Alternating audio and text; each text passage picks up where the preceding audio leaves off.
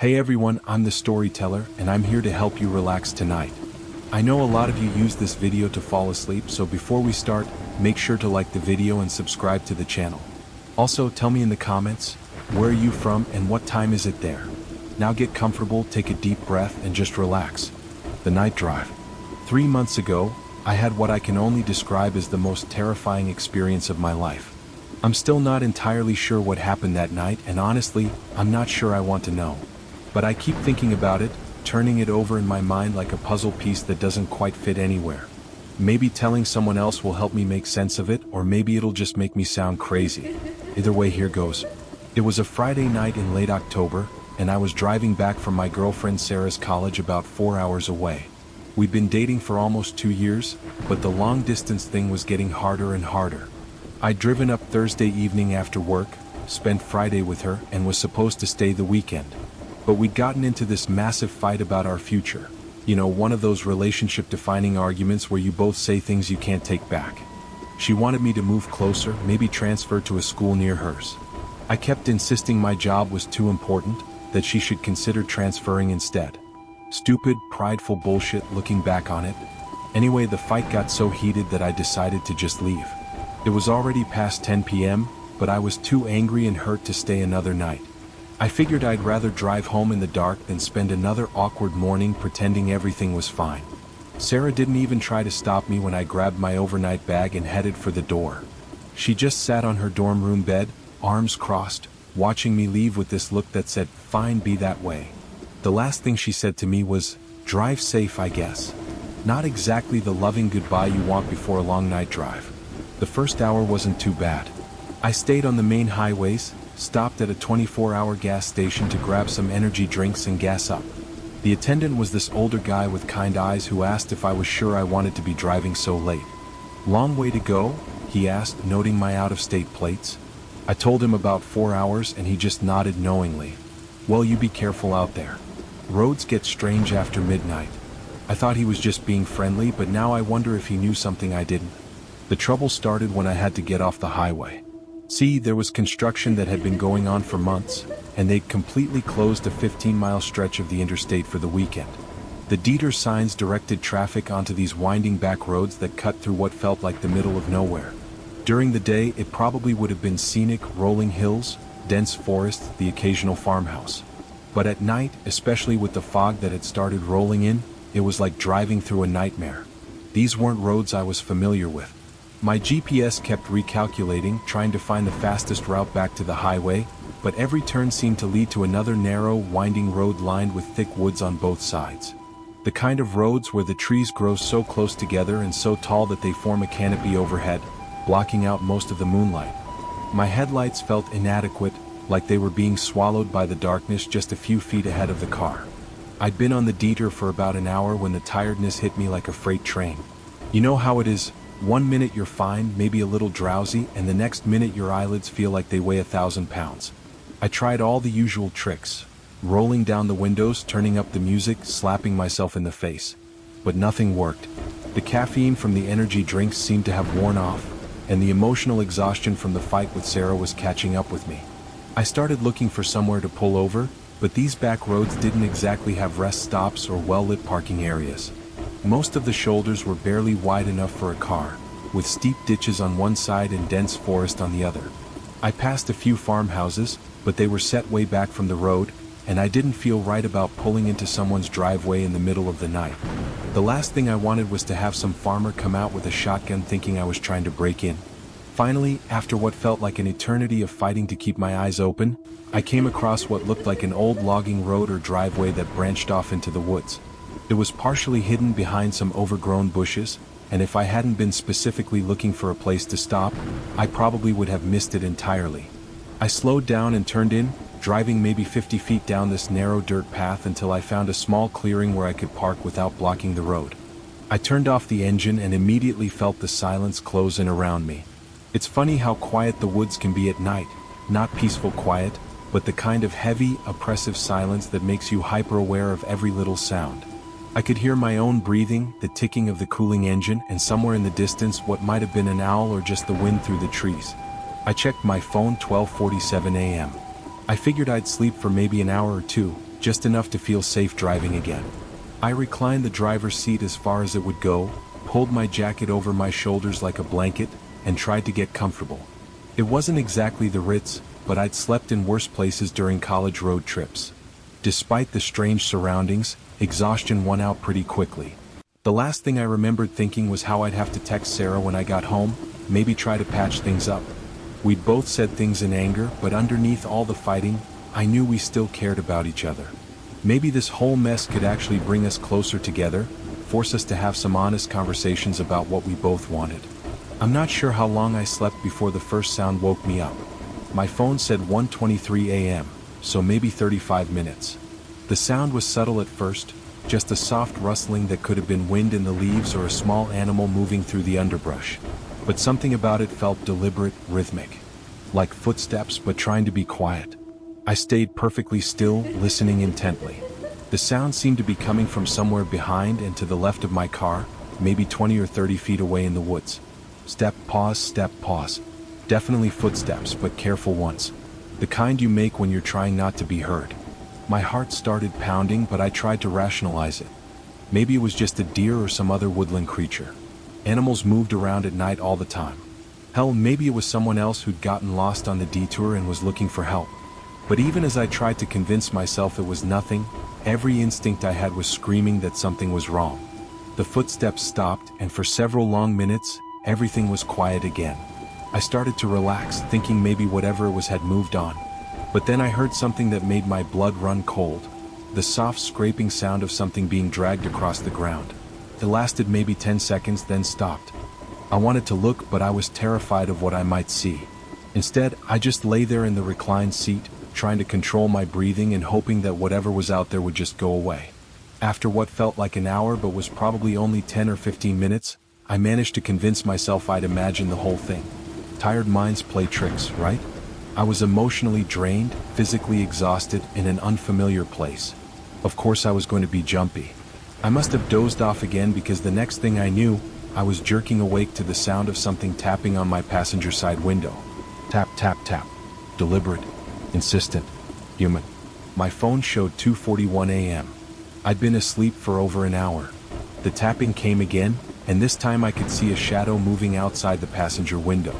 Not clearly, the glass was fogged up from my breathing, and there was no moon visible through the tree canopy, but definitely a human-shaped shadow. "Hey," came a voice from outside. Male, middle-aged maybe, with a gravelly quality like a long-time smoker. "Hey, you okay in there?" I didn't answer. Every horror movie I'd ever seen flashed through my mind. The helpful stranger who turns out to be a psycho killer. The seemingly innocent question that leads to unspeakable horror. But at the same time, a part of me wondered if this was actually someone trying to help. Maybe another driver who'd gotten lost, seen my car, and wanted to check if I was alright. "I saw your car from the road," the voice continued. "Thought maybe you'd broken down or something. You need any help?" I still didn't respond, but I quietly reached for my keys in the ignition, getting ready to start the car if I needed to make a quick getaway. My hands were shaking so badly I could barely grip them. The tapping came again, more insistent this time. "Come on, I know you're awake. I can see you moving around in there." That's when I made my decision. I didn't know who this person was or what they wanted, but something about the situation felt fundamentally wrong. Call it intuition, call it paranoia, but every fiber of my being was telling me to get the hell out of there. I turned the key and the engine roared to life, probably louder than it had ever sounded before. Through the passenger window, I could see the shadow jerk back, startled by the sudden noise. "Wait!" the voice called out, but I was already throwing the car into reverse, backing out of the clearing as fast as I dared on the narrow dirt path. My headlights swept across the area where I'd been parked, and for just a split second, I caught a glimpse of someone standing at the edge of the clearing. A man, definitely, but the light was too brief and he was too far away for me to make out any details. He wasn't waving or calling out like someone who genuinely wanted to help. He was just standing there, perfectly still, watching me leave. I made it back to the main road and immediately floored it, not caring about speed limits or fuel efficiency. I just wanted to put as much distance as possible between me and that place. My heart was hammering in my chest, and I kept checking the rearview mirror, expecting to see headlights following me. About 10 minutes down the road, I came to a small town, barely more than a cluster of houses and a gas station, but it had streetlights and signs of civilization. I pulled into the gas station parking lot and sat there for a few minutes, trying to calm down and figure out what had just happened. The logical part of my brain kept insisting it was nothing. A local resident who'd seen my car and wanted to help. Maybe someone who lived in one of those farmhouses I'd passed earlier. But the more I thought about it, the less that explanation made sense. If someone wanted to help, why approach my car in the middle of the night instead of just calling the police? Why not identify themselves clearly? And there was something about the voice, the way he'd said, "I know you're awake." It didn't sound helpful. It sounded predatory. I considered calling the police, but what would I tell them? That someone had approached my car and offered help? That I'd gotten scared and driven away? They'd probably think I was crazy, or at best, an overly paranoid city kid who'd watched too many horror movies. Instead, I called Sarah. I know, we just had a huge fight, and the last thing she probably wanted was to hear from me at 3 a.m. But I needed to hear a familiar voice, needed some connection to normalcy and safety. She answered on the fourth ring, her voice thick with sleep. "Hello? What's wrong?" "Sarah, I'm sorry to wake you up," I started, and then found myself spilling out the whole story. The detour, the clearing in the woods, the mysterious stranger. As I talked, I could hear her becoming more alert on the other end of the line. "Jesus Christ," she said when I finished. "Are you okay? Where are you now?" "Some little town about 2 hours from home," I said. "Gas station parking lot. I'm fine, just shaken up." "You need to call the police," she said immediately. "What if that guy does the same thing to someone else? What if next time it's a woman traveling alone, or someone who doesn't have a car that starts right away?" I hadn't thought about it that way. But what would I tell them? I don't even know exactly where it happened. Tell them what you told me. Let them decide if it's worth investigating. She paused, and when she spoke again, her voice was softer. "I'm glad you called me. And I'm glad you're safe. Sarah, about earlier dash. We can talk about that when you get home," she interrupted. "Right now I just want you to focus on getting back safely. Maybe find a motel for the night instead of driving the rest of the way when you're this shaken up." But I was too wired to sleep and honestly too eager to get home. We talked for another 10 minutes, and by the time I hung up, I felt much calmer. Whatever had happened back there, it was over now. I was safe, back on familiar roads, and I'd be home in a couple of hours. The rest of the drive was uneventful. I made it home around 4:30 a.m., exhausted but relieved. I did end up calling the police the next day, and they were actually more interested than I'd expected. Apparently, there had been a couple of reports over the past few months of someone approaching lone drivers on back roads in that area. Nothing violent had happened, but enough people had called in that they were treating it as a pattern worth investigating. The officer I spoke with asked me to come in and look at some photos, see if I could identify the person I'd encountered. But when I got to the station and looked through their files, none of the faces looked familiar. To be honest, I wasn't sure I'd even gotten a good enough look to identify anyone anyway. Could have been the same guy, could have been someone else entirely, the detective told me. These back roads attract all kinds. Most of them harmless, but you never know. You did the right thing getting out of there when you did. That should have been the end of it. Case closed, lesson learned, life goes on. But here's the thing that still bothers me, the detail I haven't told anyone else, not even Sarah. When I got home that morning, I was taking my overnight bag out of the back seat when I noticed something on my car. Scratches. 4 parallel scratches running along the passenger side, from the door handle back toward the rear wheel well. They hadn't been there when I'd left for Sarah's place. I would have noticed them. The car wasn't that old, and I was pretty careful about keeping it in good condition. The scratches looked like they'd been made by fingernails. Human fingernails. I stood there in my driveway at 5 a.m., staring at those marks and trying to figure out when they could have happened. The only time I'd been away from my car was when I was sleeping in that clearing, which meant someone had been close enough to touch my car, had run their fingers along the side while I was unconscious just a few feet away. The thought still makes my skin crawl. How long had they been watching me before they decided to wake me up? What would have happened if I'd rolled down that window, if I'd been trusting enough to unlock the door? I never did figure out who scratched my car or why. The insurance company covered the cost of fixing the paint, no questions asked. The police investigation never turned up anything concrete. And Sarah and I worked things out. In fact, the whole experience made us realize how much we meant to each other, How stupid it was to fight over logistics when we could just as easily find ways to make the distance work. But sometimes, especially when I'm driving alone at night, I think about that voice in the darkness. I know you're awake. And I wonder what would have happened if I hadn't trusted my instincts, if I'd been the kind of person who always assumes the best about strangers. I take the highway now when I drive to see Sarah. It's longer and there's more traffic, but I don't mind. Some detours just aren't worth taking. The funny thing is, I drove past that area again about a month later, during the day this time with Sarah in the car. We were curious to see the spot where it had happened, maybe get some closure or perspective on the whole thing. But even in broad daylight, I couldn't find the logging road or clearing where I'd parked. We drove up and down that stretch of road for 20 minutes, looking for anything that matched my memory of the place. Sarah suggested maybe I'd been more disoriented than I realized, that in the dark and fog I'd misremembered the location. That's probably true. But part of me wonders if that place was never meant to be found again, if some roads only exist when you're alone and vulnerable and too tired to make good decisions. Either way, I learned my lesson. When you're driving late at night on unfamiliar roads, and every instinct you have is telling you something's wrong, you listen to those instincts. You don't wait around to find out if you're being paranoid or practical. Because sometimes, the difference between the two might just save your life. The Watcher in the Woods. I was 8 years old when it happened, and I'm 32 now, but I still remember every single detail like it was yesterday.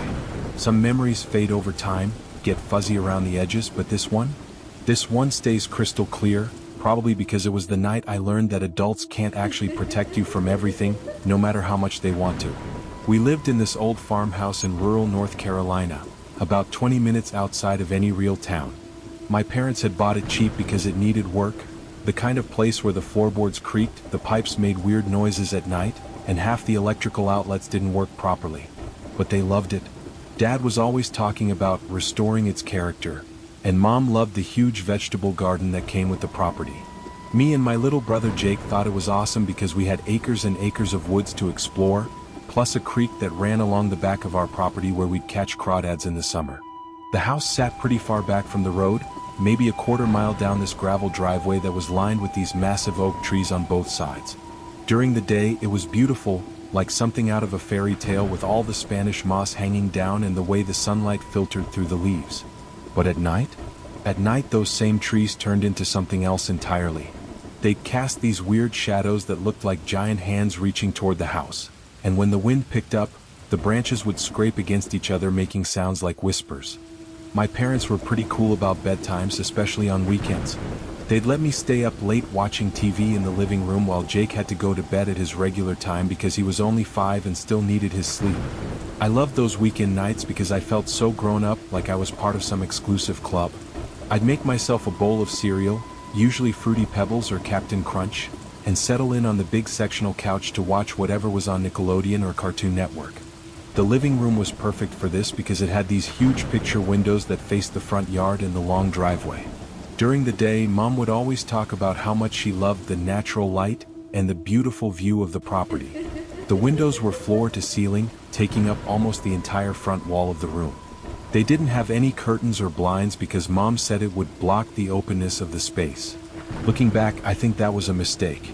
Our dog, Buster, was this big German Shepherd mix we'd gotten from the pound a couple years earlier. He was the sweetest, most gentle dog you could imagine with the family, but he was also incredibly protective.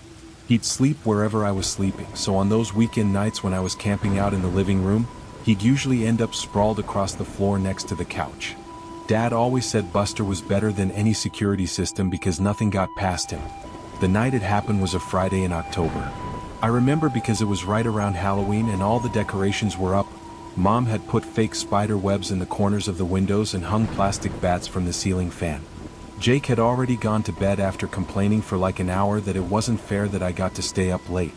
Dad was in his workshop in the garage, probably tinkering with some project, and Mom was upstairs reading in bed. I was watching some old monster movie on one of those late-night horror shows. You know, the kind where the host dresses up like a vampire and makes stupid jokes between commercial breaks. It was one of those cheesy 1950s movies where the special effects were terrible but somehow that made it even more fun to watch. I wasn't really scared because it was so obviously fake, just entertained.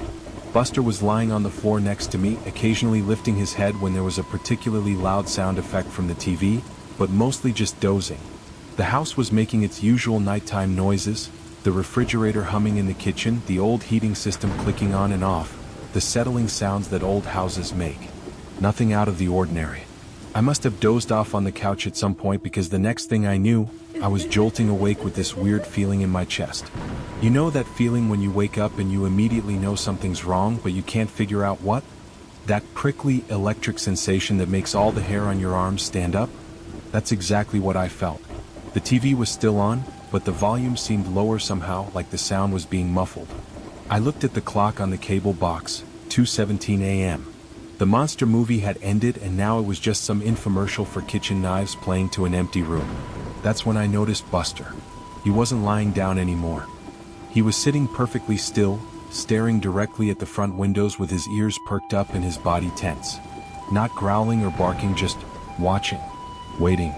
I followed his gaze to the windows, and at first I didn't see anything unusual. Just the front yard bathed in moonlight, the long gravel driveway stretching away toward the road, and those massive oak trees standing like silent sentinels on either side. The moon was almost full that night, casting everything in this silvery glow that made the whole scene look like a black and white photograph. But then I saw it. There was someone standing in the tree line at the edge of our property, maybe 50 yards from the house. Just a silhouette, a dark shape that didn't belong. They weren't moving, weren't trying to hide exactly, but they weren't obvious either. If I hadn't been looking directly at that spot, if Buster hadn't been staring in that direction, I probably would have missed them entirely. My heart started pounding so hard I could hear it in my ears. I blinked hard, thinking maybe I was seeing things, maybe it was just a weird shadow or a trick of the moonlight. But when I looked again, the figure was still there. And now I was sure it was a person. I could make out the shape of a head, shoulders, the way they were standing. I sat up slowly on the couch, trying not to make any sudden movements. Buster's head turned slightly toward me, acknowledging that I was awake, but his eyes never left the window. His body language was unmistakable, he saw it too. The figure at the tree line shifted slightly, and I realized with growing horror that they were looking directly at the house. At the windows. At me. I wanted to run, to scream for my parents, but I felt frozen in place. You know how in nightmares sometimes you try to run but your legs won't work? It was exactly like that. I just sat there on the couch, staring back at this stranger who was staring at me, while my dog remained motionless beside me like some kind of furry statue. After what felt like hours but was probably only a few minutes, I managed to force myself to move. I slid off the couch as quietly as possible and crawled on my hands and knees toward the hallway that led to my parents' bedroom. I didn't want to stand up because that would put me directly in the line of sight from the windows. The carpet was rough under my knees, and I could smell the faint scent of the vanilla candle Mom had burned during dinner. "Mom?" I whispered when I reached their doorway. "Dad?" No response. They were both sound asleep. "Mom?" I hissed a little louder, finally standing up and tiptoeing to her side of the bed. She stirred and rolled over, squinting at me in the dim light from the hallway. "Honey? What's wrong? What time is it?" "There's someone outside," I whispered urgently. "In the trees." Buster saw them too. Mom sat up immediately, that instant alertness that parents get when their kids are scared. "What do you mean, someone outside?" "By the big oak trees at the end of the driveway. Just standing there looking at the house." Dad was awake now too, having caught enough of the conversation to understand something was wrong. He swung his legs out of bed and reached for the baseball bat he kept leaning against his nightstand. "Stay here with Mom," he said, his voice that calm, authoritative tone parents use when they're trying not to scare you even though they're clearly taking the situation seriously. "Tom, be careful," Mom said, grabbing his arm. "I'm sure it's nothing," Dad replied, but he was already pulling on his jeans and a t-shirt. "Probably just someone whose car broke down or something. But I'll check it out." He headed toward the living room, and I could hear him talking softly to Buster, whose tail thumped once against the floor in recognition. Then I heard the front door open and Dad's footsteps on the gravel outside. Mom pulled me into bed with her, wrapping her arms around me protectively. "It's okay, baby," she murmured into my hair. "Daddy's just going to make sure everything's all right." We lay there listening to the sounds from outside, Dad's footsteps crunching on the gravel, getting farther and farther away from the house. After a few minutes, I heard him calling out, "Hello? Anyone there? Do you need help?" His voice echoed across our property, but there was no response. Just the usual nighttime sounds: crickets, the distant hoot of an owl, the rustle of leaves in the breeze. We waited for what felt like forever, but was probably only 10 or 15 minutes before Dad came back inside. I could hear him checking the locks on all the doors, walking through each room on the first floor. Finally, he appeared in the bedroom doorway. "Nothing," he said, setting the baseball bat back against the nightstand. I walked the entire perimeter of the yard, checked the tree line, even went partway down the driveway toward the road. Nobody there. But I saw someone, I insisted. And Buster saw them too. He was staring right at them. Dad sat down on the edge of the bed and smoothed my hair back from my forehead. "I believe you saw something, kiddo. But sometimes shadows can play tricks on us, especially at night. And dogs notice all kinds of things we don't. Could have been a deer or a raccoon, or even just the way the moonlight was hitting the trees." I wanted to argue, to insist that I knew the difference between a person and a shadow, but the relief of having Dad back inside safely was overwhelming. Maybe he was right. Maybe it had just been my imagination, fueled by the monster movie and the creepy October atmosphere. "Why don't you sleep in your own bed tonight?" Mom suggested. "You'll be more comfortable, and Jake's probably wondering where you are." I nodded, suddenly feeling very tired. The adrenaline was wearing off, and the familiar comfort of my parents' presence was making the whole thing seem less scary. Dad walked me down the hallway to the bedroom I shared with Jake, who was still fast asleep in his twin bed on the other side of the room. "Everything's fine," Dad whispered as I climbed into bed. "I'm going to stay up for a little while, just to keep an eye on things, but you don't need to worry about anything. Get some sleep." I pulled my covers up to my chin and listened to Dad's footsteps retreating down the hallway. A few minutes later, I could hear him in the kitchen, probably making coffee. The familiar sounds of home, the coffee maker gurgling to life, Dad's footsteps moving around downstairs, were incredibly comforting. Jake stirred in his sleep and mumbled something unintelligible. I watched the rise and fall of his little chest, envying how peacefully he could sleep, how uncomplicated his world still was. I closed my eyes and tried to match my breathing to his, using it as a kind of meditation to calm myself down. I was just starting to drift off when I heard it. Tap, tap, tap. Very soft, very deliberate, coming from the direction of our bedroom window. My eyes snapped open and I held my breath, listening intently. For a moment there was nothing. Then it came again. Tap, tap, tap. Jake didn't stir. He was a notoriously heavy sleeper, the kind of kid who could sleep through a marching band. But I was wide awake now, every nerve in my body electric with fear. Our bedroom was on the side of the house, facing the woods that extended back toward the creek. During the day we loved that view because we could watch for deer and wild turkeys from our window. But right now, all I could think about was how isolated that side of the house was, how far it was from where Dad would be sitting in the kitchen. Very slowly, very carefully, I turned my head toward the window. The blinds were closed, but there was a small gap between two of the slats where I could see outside.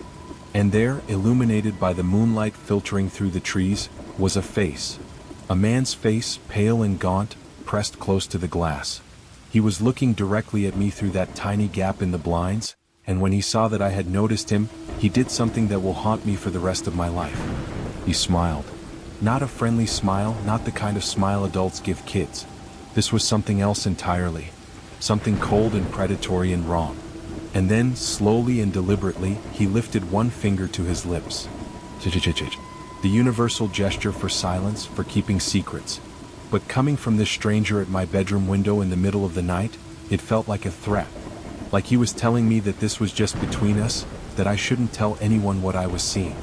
I wanted to scream, to wake up Jake, to call for Dad. But I couldn't make any sound come out of my throat. I just lay there, paralyzed with terror, staring at this man who was staring back at me through my bedroom window.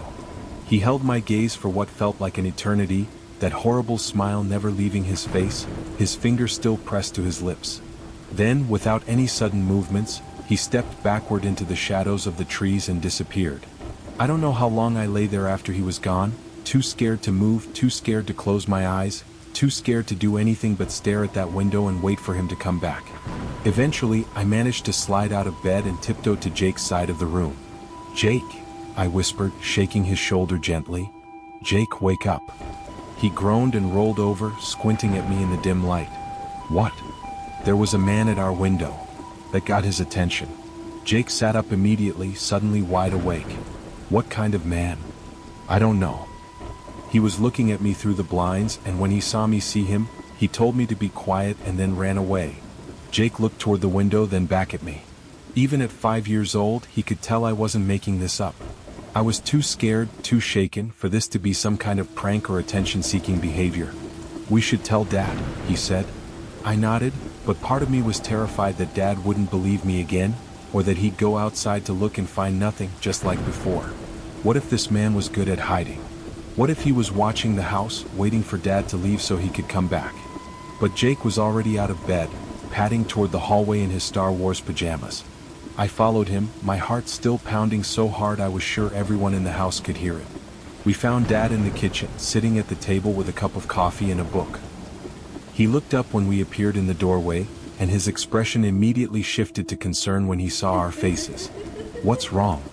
There was a man at our bedroom window, I said, the words tumbling out in a rush. He was looking at me and he smiled and told me to be quiet, and then he disappeared. Dad set down his coffee cup and looked at me seriously. Are you sure? You're positive you saw someone? I'm sure. Jake, tell him. Jake nodded solemnly. She woke me up and told me. She was really scared. Dad stood up and went to the kitchen window, peering out into the backyard. Stay right here, both of you. Don't move. He grabbed a flashlight from the drawer and headed toward the back door. This time, I could hear him walking around the outside of the house, his footsteps moving from the backyard around to the side where our bedroom was. The beam of his flashlight swept back and forth across the yard, visible through the kitchen window. After a few minutes, he came back inside, his face grim. There are footprints under your window, he said quietly. Fresh ones. Boot prints in the soft dirt where Mom's flower bed is. The relief I felt at being believed was immediately overshadowed by the terror of knowing it had been real. There really had been a stranger at our window, a grown man watching me while I slept. I'm calling the police, Dad said, already reaching for the phone. The next hour was a blur of activity. 2 sheriff's deputies arrived and took statements from all of us. They walked around the house with Dad, examining the footprints and looking for any other signs of the intruder. One of them, Deputy Martinez, was really nice and patient with me and Jake, asking us questions in a gentle way that didn't make us feel like we were in trouble. Did you get a good look at this man? He asked me. Kind of. He was white and really pale. His face looked skinny, like he hadn't been eating enough. And he had dark hair. How old would you say he was? Old. Like older than Dad. Maybe like a grandpa? Deputy Martinez wrote everything down in his little notebook, nodding seriously like my answers were really important. It made me feel better to be taken seriously by an adult, especially after Dad's initial dismissal of what I'd seen. The other deputy, whose name I didn't catch, was talking to Dad and Mom in low voices by the front door. I could hear fragments of their conversation, something about checking the area, and possible vagrant, and increased patrols. After the deputies left, Dad spent the rest of the night installing motion sensor lights around the house. He also moved Jake's bed into my parents' room temporarily, and I slept there too, on a sleeping bag on the floor. None of us got much sleep that night. The next few days were weird. Dad took time off work to be home, and Mom barely let us out of her sight.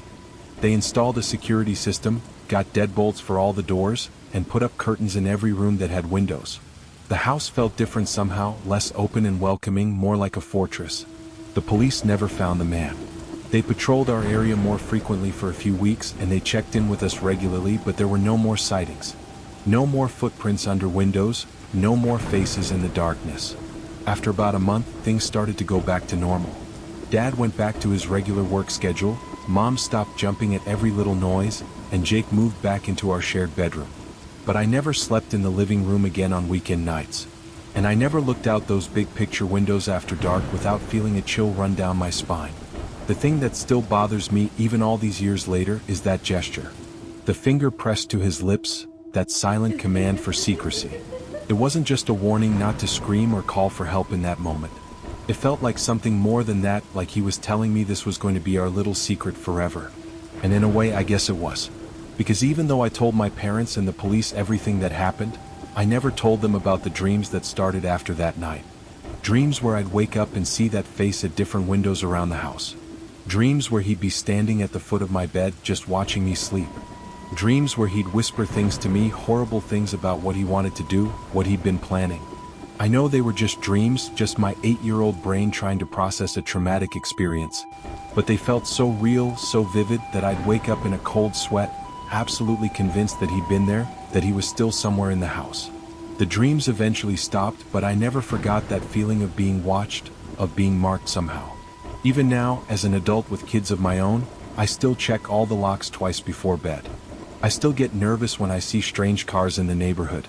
And I still can't shake the feeling that somewhere out there, that man is still watching, still waiting.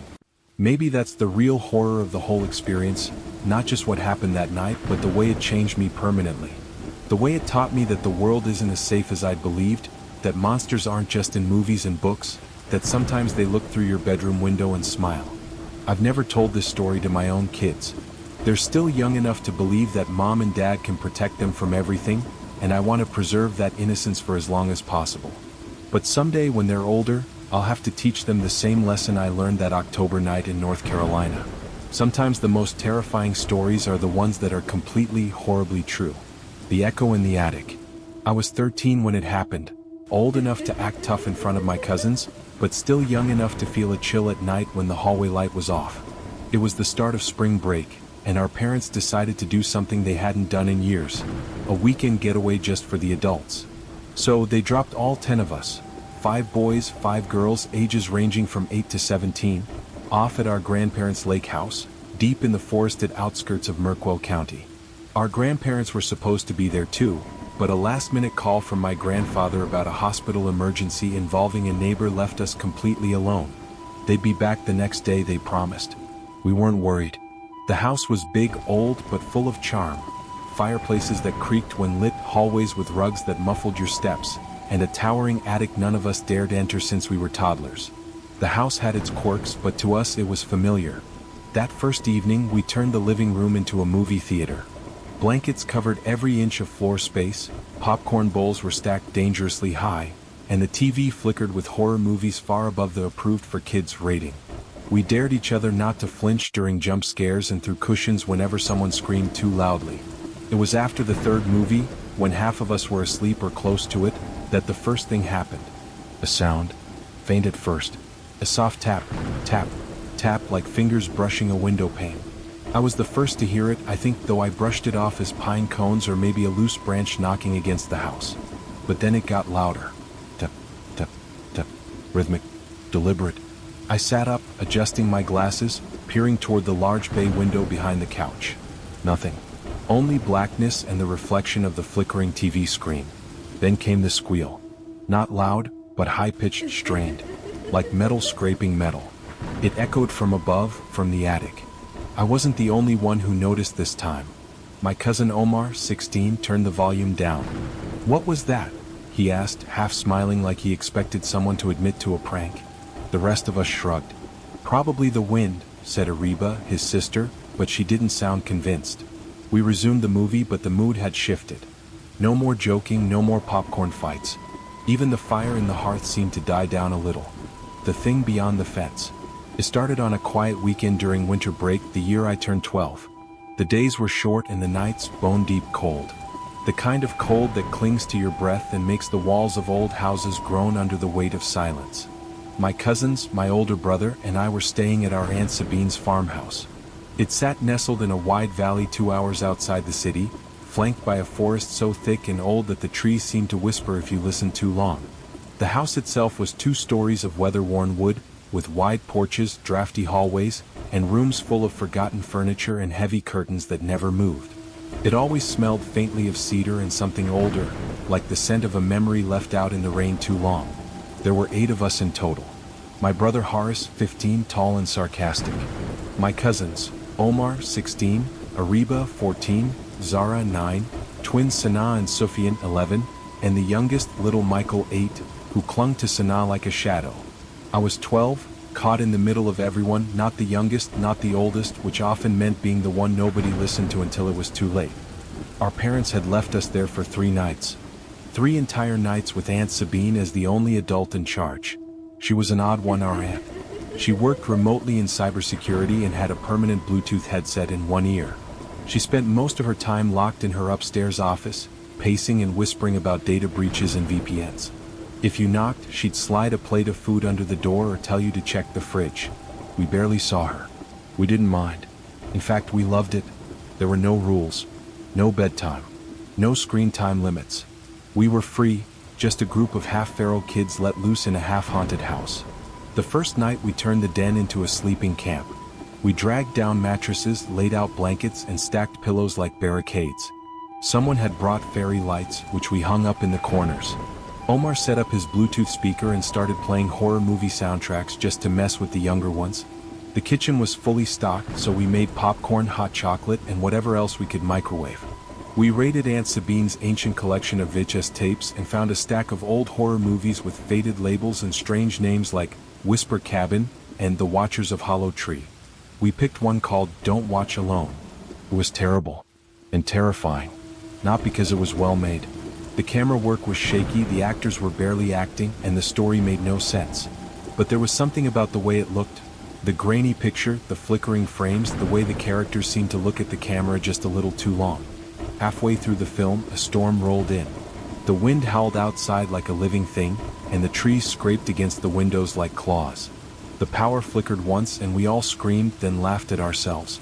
We were so loud, so sure of our invincibility, that it felt like nothing could actually hurt us. The farmhouse groaned as the wind pushed against it, but it held. And then, as the movie dragged on to its ridiculous ending, a knock came at the back door. 3 short knocks. Just like that. Knock, knock, knock. We all froze. At first, we thought it might be part of the movie. But the timing was off. The movie had gone quiet. The knocks had come during silence. We turned the volume down to nothing. Knock, knock, knock. Again. Not hard. Not angry. Just rhythmic. Control. I remember how my spine tingled, how I looked at Horace and saw his smirk fade. Is that someone messing with us? Sofian asked. Maybe it's the wind, Ariba said, but her voice trembled. Omar stood up slowly. I'm checking. We all followed him into the kitchen. The only light was from the overhead bulbs and the weak glow of the fairy lights. He stepped up to the back door, a tall old wooden thing with a small frosted window, and looked out. I can't see anything, he said. I peered over his shoulder. The porch light was off. It was on earlier, I said. Wasn't it? Yeah. I turned it on when we went out for firewood, Horace added. I reached over and flipped the switch next to the door. The porch light flickered on. For a moment, we saw the wet wooden steps, the faded doormat, the glistening porch rail. Nothing else. Then the light flickered and died. Omar locked the door.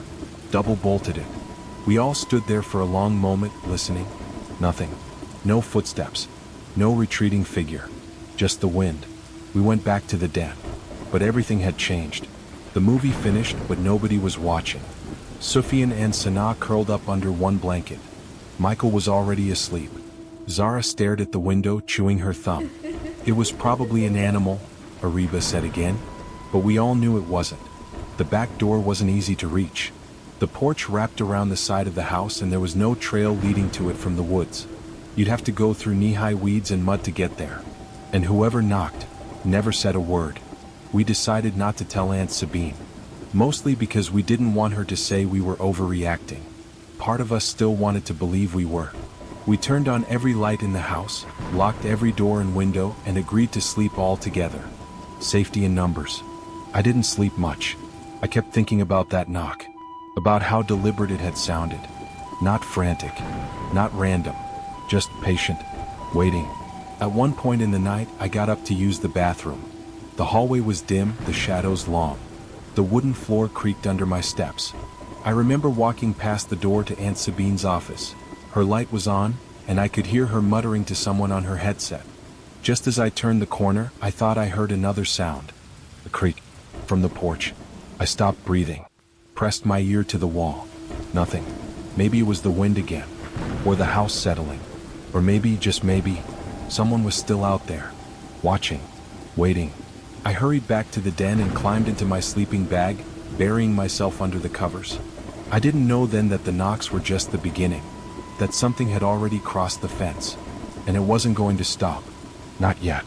We woke up to snow the next morning. A fine, pale dusting covered the porch, the fields, and the trees beyond the fence.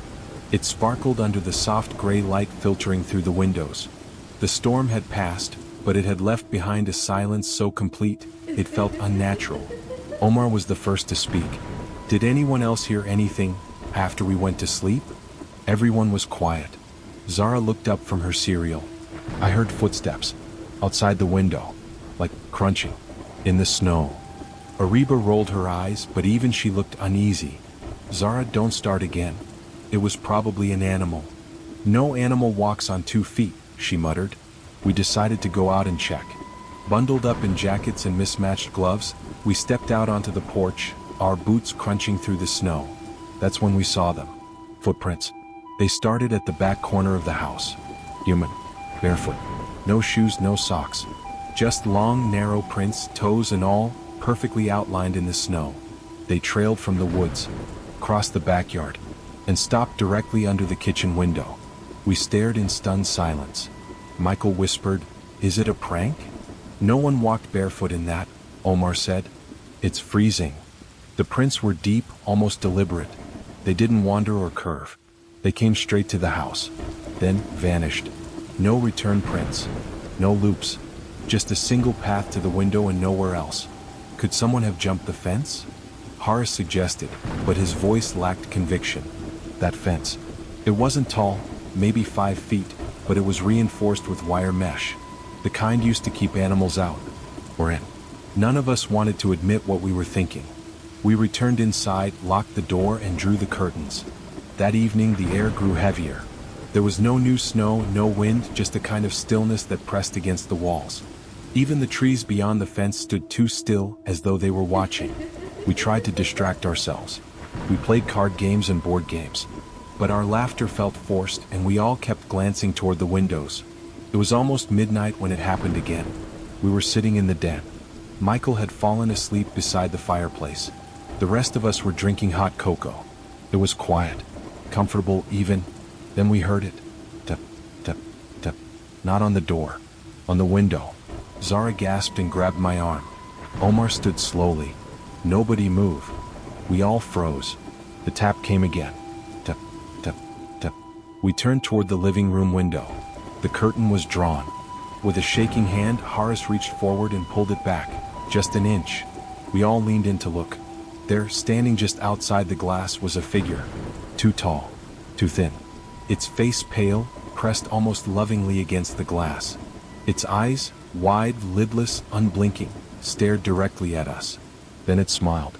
A slow, unnatural curl of the mouth, as if it was mimicking a human expression it didn't quite understand. We screamed. The thing didn't move. It didn't run. Just watched. Omar yanked the curtain shut. Everyone upstairs. Now. We grabbed Michael and sprinted to the upper level, slamming the door to the hallway shut behind us. What was that? Sanaa sobbed. What was that? No one had answers. We barricaded ourselves in the upstairs lounge with heavy chairs. Horace held a fireplace poker. Omar had a kitchen knife. The rest of us sat together in terrified silence. An hour passed, then 2. Nothing came. No knocks. No sounds.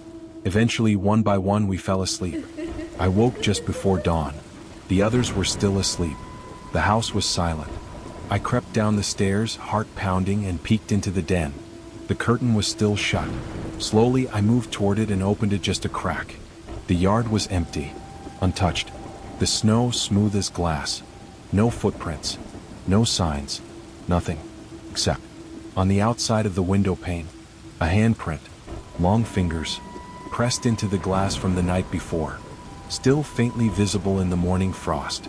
The handprint on the glass remained there all morning. It wasn't just frost. It was oily, smudged, like it had been made by skin. Real. Human.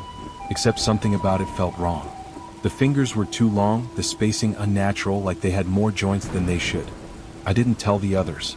Not right away. I just stood there, staring at the handprint, heart racing, stomach tight. 1,000 thoughts circled in my mind. What if it had stayed all night, watching us? What if it had gotten in? By mid-morning, everyone had woken. We tried to act normal. Pancakes, hot chocolate, jokes about staying up too late watching scary movies. But none of it landed. We were all just trying to forget, trying to force things back to how they were. It didn't work. Zara refused to go near any window. She sat on the floor wrapped in a blanket, clutching her stuffed fox. Ariba was unusually quiet. Omar kept pacing. Haris kept checking every door, every lock, every creak of the floor. I finally told them about the handprint. We all went to the window. It was still there, still smudged into the glass like a silent message. That was when Omar said we needed to do something. We need to go out there, he said. Check the woods. Maybe it's some messed up prank. Are you insane? Ariba said. You saw it. We all did. That thing, whatever it was, isn't human. Maybe it is, Omar said. Or maybe it's someone playing games with us. I don't know what possessed us to agree. Maybe it was the pressure of the house. The way it felt like the walls were getting tighter with each passing hour. Maybe it was the silence. Or the handprint. Or the fact that we felt so powerless inside. We needed to feel like we were doing something. So after lunch, we bundled up again. Omar brought a flashlight. Haris carried the poker. I took the only pocket knife we found in the drawer. We left the younger kids with Ariba and stepped into the backyard.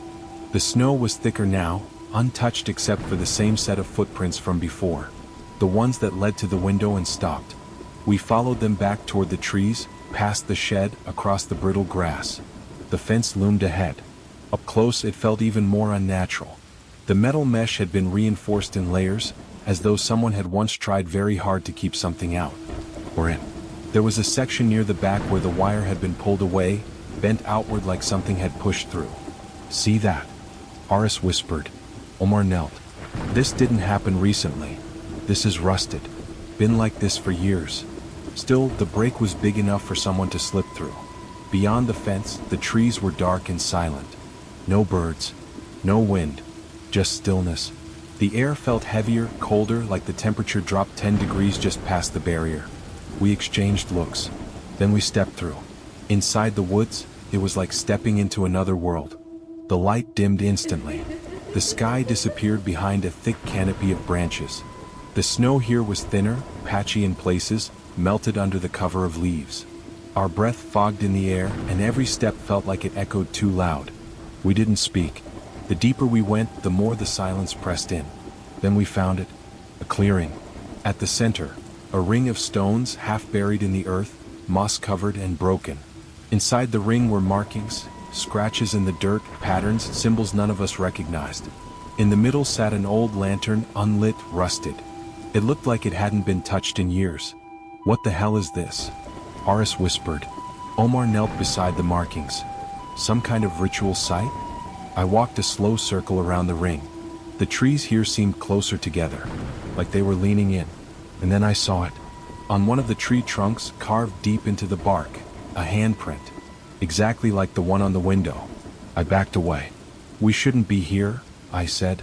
That's when the forest shifted. The air grew colder. And then, a sound. Far off. Echoing. Tap, tap, tap. Not on glass. On wood. Then silence. We ran. Back through the trees, back to the break in the fence. No one spoke. No one looked back. We burst into the yard, slammed the porch door behind us, locked it. Inside, everything was quiet. But something felt different. Like we hadn't come back alone. That night, none of us slept in shifts. We stayed together. Lights on. Curtains drawn. The handprint on the window slowly faded as the frost melted away. But in the morning, there was a new one. On the inside. We didn't speak of the new handprint that morning. Not right away. Maybe we were afraid to admit it, or maybe we each thought we had imagined it. But it was there, faint, pressed into the glass on the inside of the window. 5 long fingers, the same stretched proportions. The same unnatural joint spacing. This time it pointed down. Omar stared at it the longest. He kept pacing the living room, mumbling about how it wasn't possible. Maybe it was one of us, he offered half-heartedly. Someone playing a prank. But no one owned up to it. No one laughed. Not even the younger ones. Ariba had her arm around Zara, who hadn't spoken since the night before. Her wide eyes followed us wherever we went, always darting to the nearest window, always listening for that sound, the tap. After breakfast, we noticed something else. The woods were closer. Sounds crazy to say. But the trees, Those dense black trunks that had once been 30 feet from the fence looked like they had shifted, moved inward. We double-checked. Omar went outside with a tape measure. Sure enough, the edge of the forest had moved in nearly 5 feet. How is that even possible?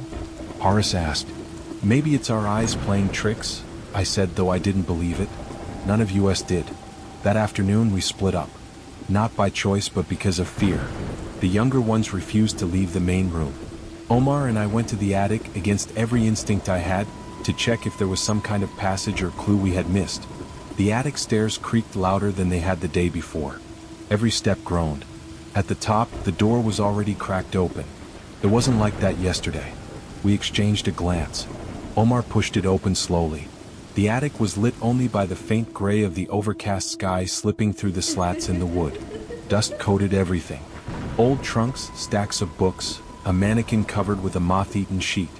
But there, in the far corner, was a single chair. And beside it, something that hadn't been there before. A bundle of twine tightly coiled and placed neatly atop a wooden box. The twine had something stuck to it, dark hair. Human hair. We backed out slowly, heartbeats pounding. That night we didn't sleep. Zara began whispering to herself. We couldn't hear what she was saying at first. Just her lips moving. Then we caught some of it. It watches through the slats. It counts your breaths. It waits till you blink. Ariba held her close, shushing her, but Zara's eyes were vacant. It was like she wasn't really there. Omar stood guard with the poker in hand. Horace sat near the door, holding a flashlight. I stayed at the window watching the tree lean. That's when I saw it. A face. For just a second, between two trees. Pale, gray, featureless, but for the pits where eyes should be. Watching us. I blinked. It was gone. I saw it, I whispered. Omar stood. Where? I pointed. We waited. Nothing moved. But the feeling didn't go away. That pressure in the air, like something was coiled just outside our vision, waiting for darkness to finish falling. Later that night, the taps returned. Not at the windows. At the attic door. 3 soft taps.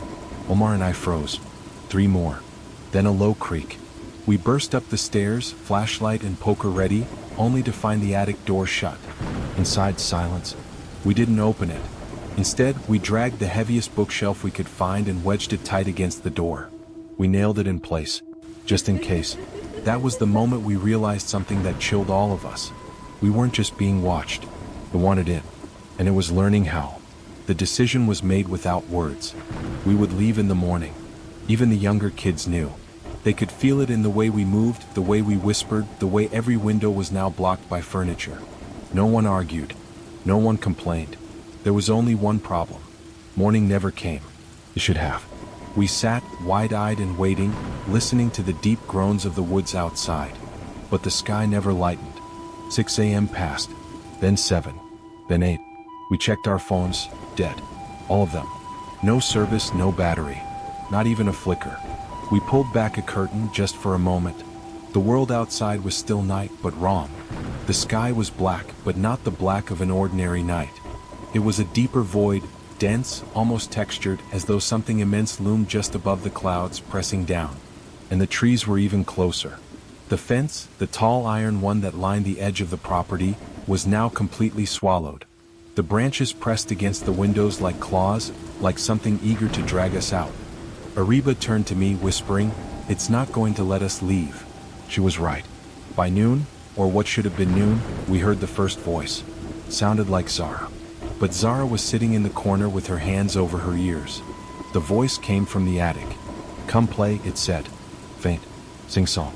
The kind of voice a child uses when coaxing a friend into a game. Come play. Come see.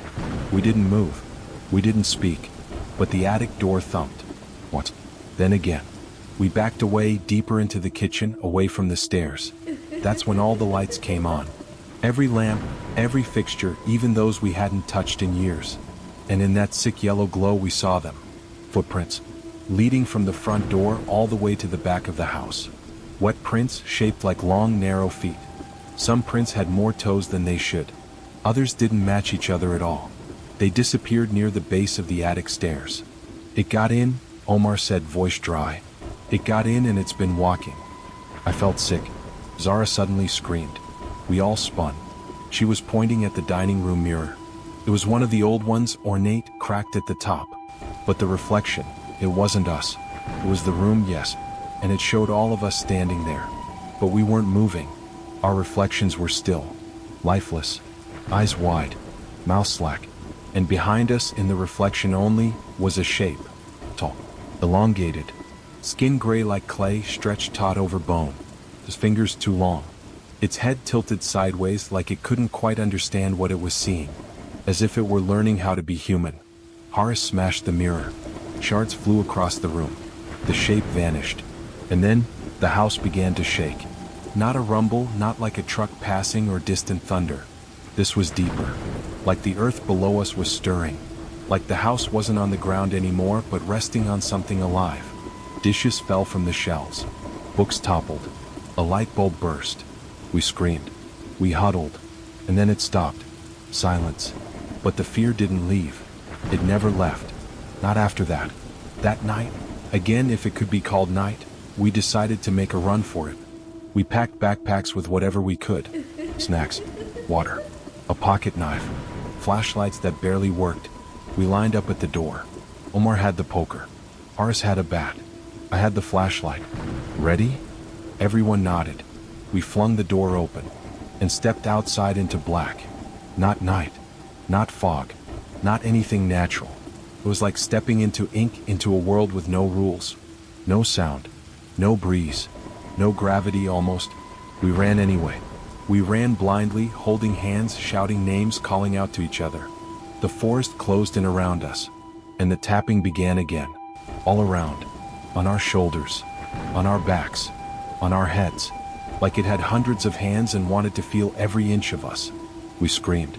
We lost track of time, of direction, until we found the shed, the old storage shed near the property edge. We hadn't used it in years, but the door was open, the inside dark and dry. We tumbled in, slammed the door, pushed an old shelf against it. We stayed there. 4 hours, maybe days. Time was gone. Zara was humming to herself. Omar and I didn't sleep, and outside it waited, not scratching, not howling, just breathing, rhythmic, like a heartbeat made of wind. And still we don't know how, but eventually we woke up, in the house, in daylight, the forest back where it belonged, the fence whole, the windows clear, phones charged. Time passed.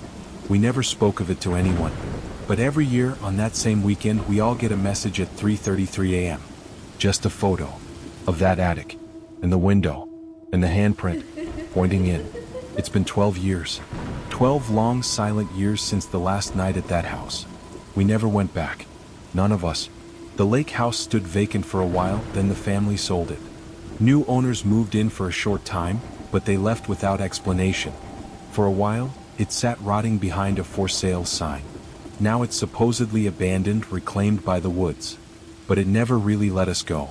We all grew up, more or less. Omar moved abroad. Ariba works in cybersecurity. Horace is in construction now. Zara, quiet, thoughtful Zara, barely speaks anymore. She sends letters sometimes but never answers calls. Each of us, in our own way, tries not to remember. But every year, on the exact date, March 17th, we get it. The photo. Always from a number that can't be traced. Always at 3:33 a.m. Same image, the attic window. Same handprint. Pointing in. We've all tried different things. Blocking numbers. Switching phones. Even living completely offline. It still finds us. A few years ago I tried writing it all down. Maybe I thought putting it into words would shrink the fear. Maybe I thought someone would believe me. That maybe someone could tell us what we saw. But as I wrote, things stirred. Not big things at first. Lights flickering. TV channels changing. Music turning on in the middle of the night. But then the dreams came. Always the same. I'm back in that forest. The trees press in. The fence bends. And I hear it. That voice. Come see. I haven't written anything since. Until now. Because last night I got a different message. A video. Only 3 seconds long. Just long enough to see something move past the attic window. Just long enough to see that it's not alone anymore. There were 2 shapes. One tall. One small. And now there's something new. A second handprint. right beside the first, smaller, and this time, pointing out. The echo in the hallway. It happened last summer when I was home from university, spending the holidays at my parents' house in the quiet suburbs. The neighborhood was as still as ever, familiar lawns, the same porch lights glowing like weak stars in the night. The kind of place where nothing ever seemed to happen. I'd fallen back into my usual holiday rhythm. Sleeping late, staying up even later, mostly just binge-watching old shows, chatting with friends online, and gaming until my eyes hurt. That particular night, it was around 3 a.m. I was curled up on my chair in front of the glow of my computer monitor, half lost in a YouTube rabbit hole about haunted places in America. That's when my phone rang. It startled me, not because I wasn't used to getting calls late at night, but because it was my sister calling. From down the hall. Literally, her room was just a few doors down. We weren't kids anymore, but even now, she was the type to knock on my door if she needed something. Never calls. I frowned at the screen. Her name glowed bright in the dark room. I picked up. Dead silence. No background noise. No breathing. Not even the hum of static. Just pure nothingness. Then the line disconnected. I stared at the screen, confused. It hadn't dropped. It had been hung up. I texted her. Everything okay? No reply. Maybe she was pranking me? Trying to get a reaction? Still, something felt off. I got up, stretched, and headed out of my room. The hallway was dim.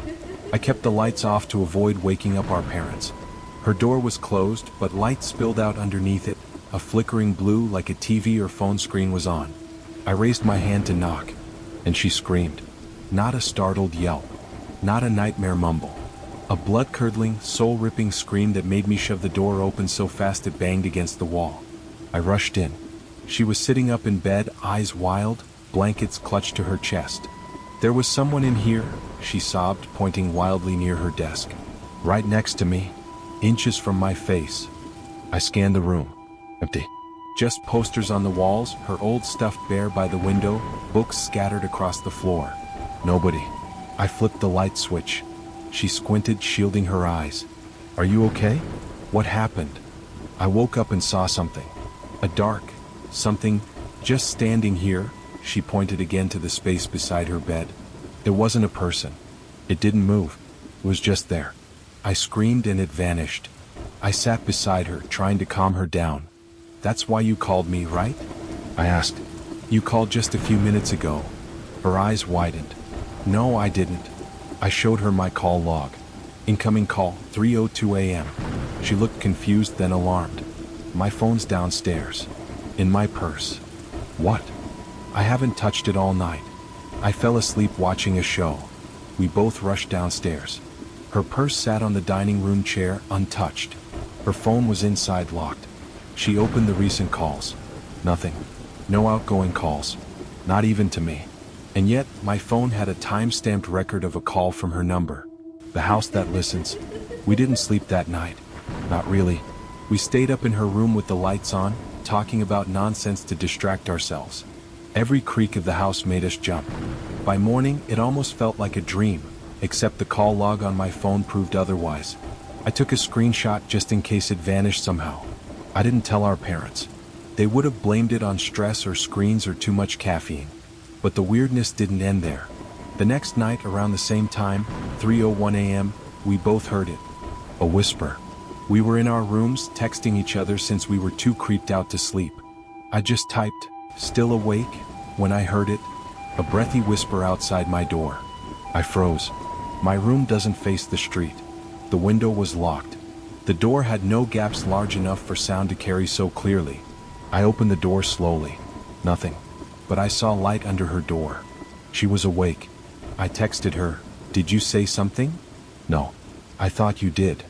Then she followed with, "I just heard someone whisper my name." I walked to her door and knocked softly. She opened it, clearly freaked out. We checked the house. Every room. Every lock. Nothing. Until we reached the basement. The door was open. Neither of us had gone down there. Our parents always kept it shut. Partly because it was cold, partly because it creeped them out too. We stood at the top of the stairs, staring into the darkness below. She whispered, "You hear that?" I listened. It was faint, almost too low to be real. Breathing. From the bottom of the stairs. We slammed the door and pushed a chair under the knob. The morning I almost didn't make it home. It was a regular early morning just a few years ago. Around 5 a.m. I was walking to my bus stop. The sky was still dark and a cold mist hung in the air. I had just grabbed a banana on my way out, and I remembered debating something trivial, like whether I should grab my daily coffee before or after my commute. I was barely awake, lost in thought, walking my usual route. As I turned the corner on my quiet street, something felt off. The streetlight nearby flickered faintly. Then, out of nowhere, a tall figure stepped out of a nearby alley. He was wearing all black, including a mask that covered most of his face. At first, I didn't think much of it. I was half asleep and assumed it was just someone heading to work early like me. But then his voice cut through the silence, loud, aggressive. "Put your stuff down. Now." That snapped me awake. There was no one else around. Just me and this stranger in the mist. My heart pounded. I slowly set my bag down, keeping my voice calm. Okay, I'm putting it down right here." He then said something that chilled me. "Walk toward me. Get down." The tone wasn't just threatening, it was commanding. I could feel the pressure in every word. I was terrified, but I didn't want to make him angry. I walked slowly toward him, trying to sound as calm as possible. "All right, I'm coming, just don't hurt me." But inside I was screaming. That's when two voices popped into my head. Voice number one, "You're not going down that alley. No way."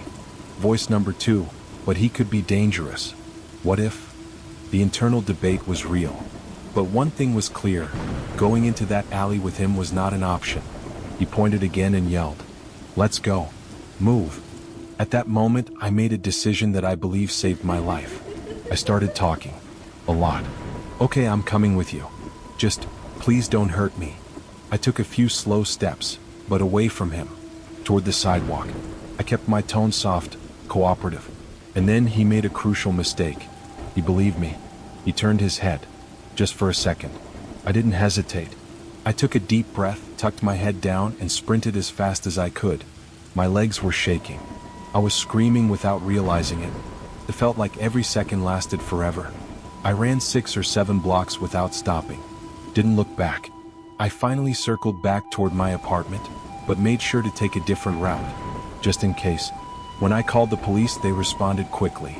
They searched the alley, but whoever that man was, he was long gone. All they found was my banana peel lying there on the ground. 4 days after, the adrenaline wouldn't leave my body. I kept replaying every second, wondering what could have happened if I hadn't run. To this day, I don't know what his intentions were.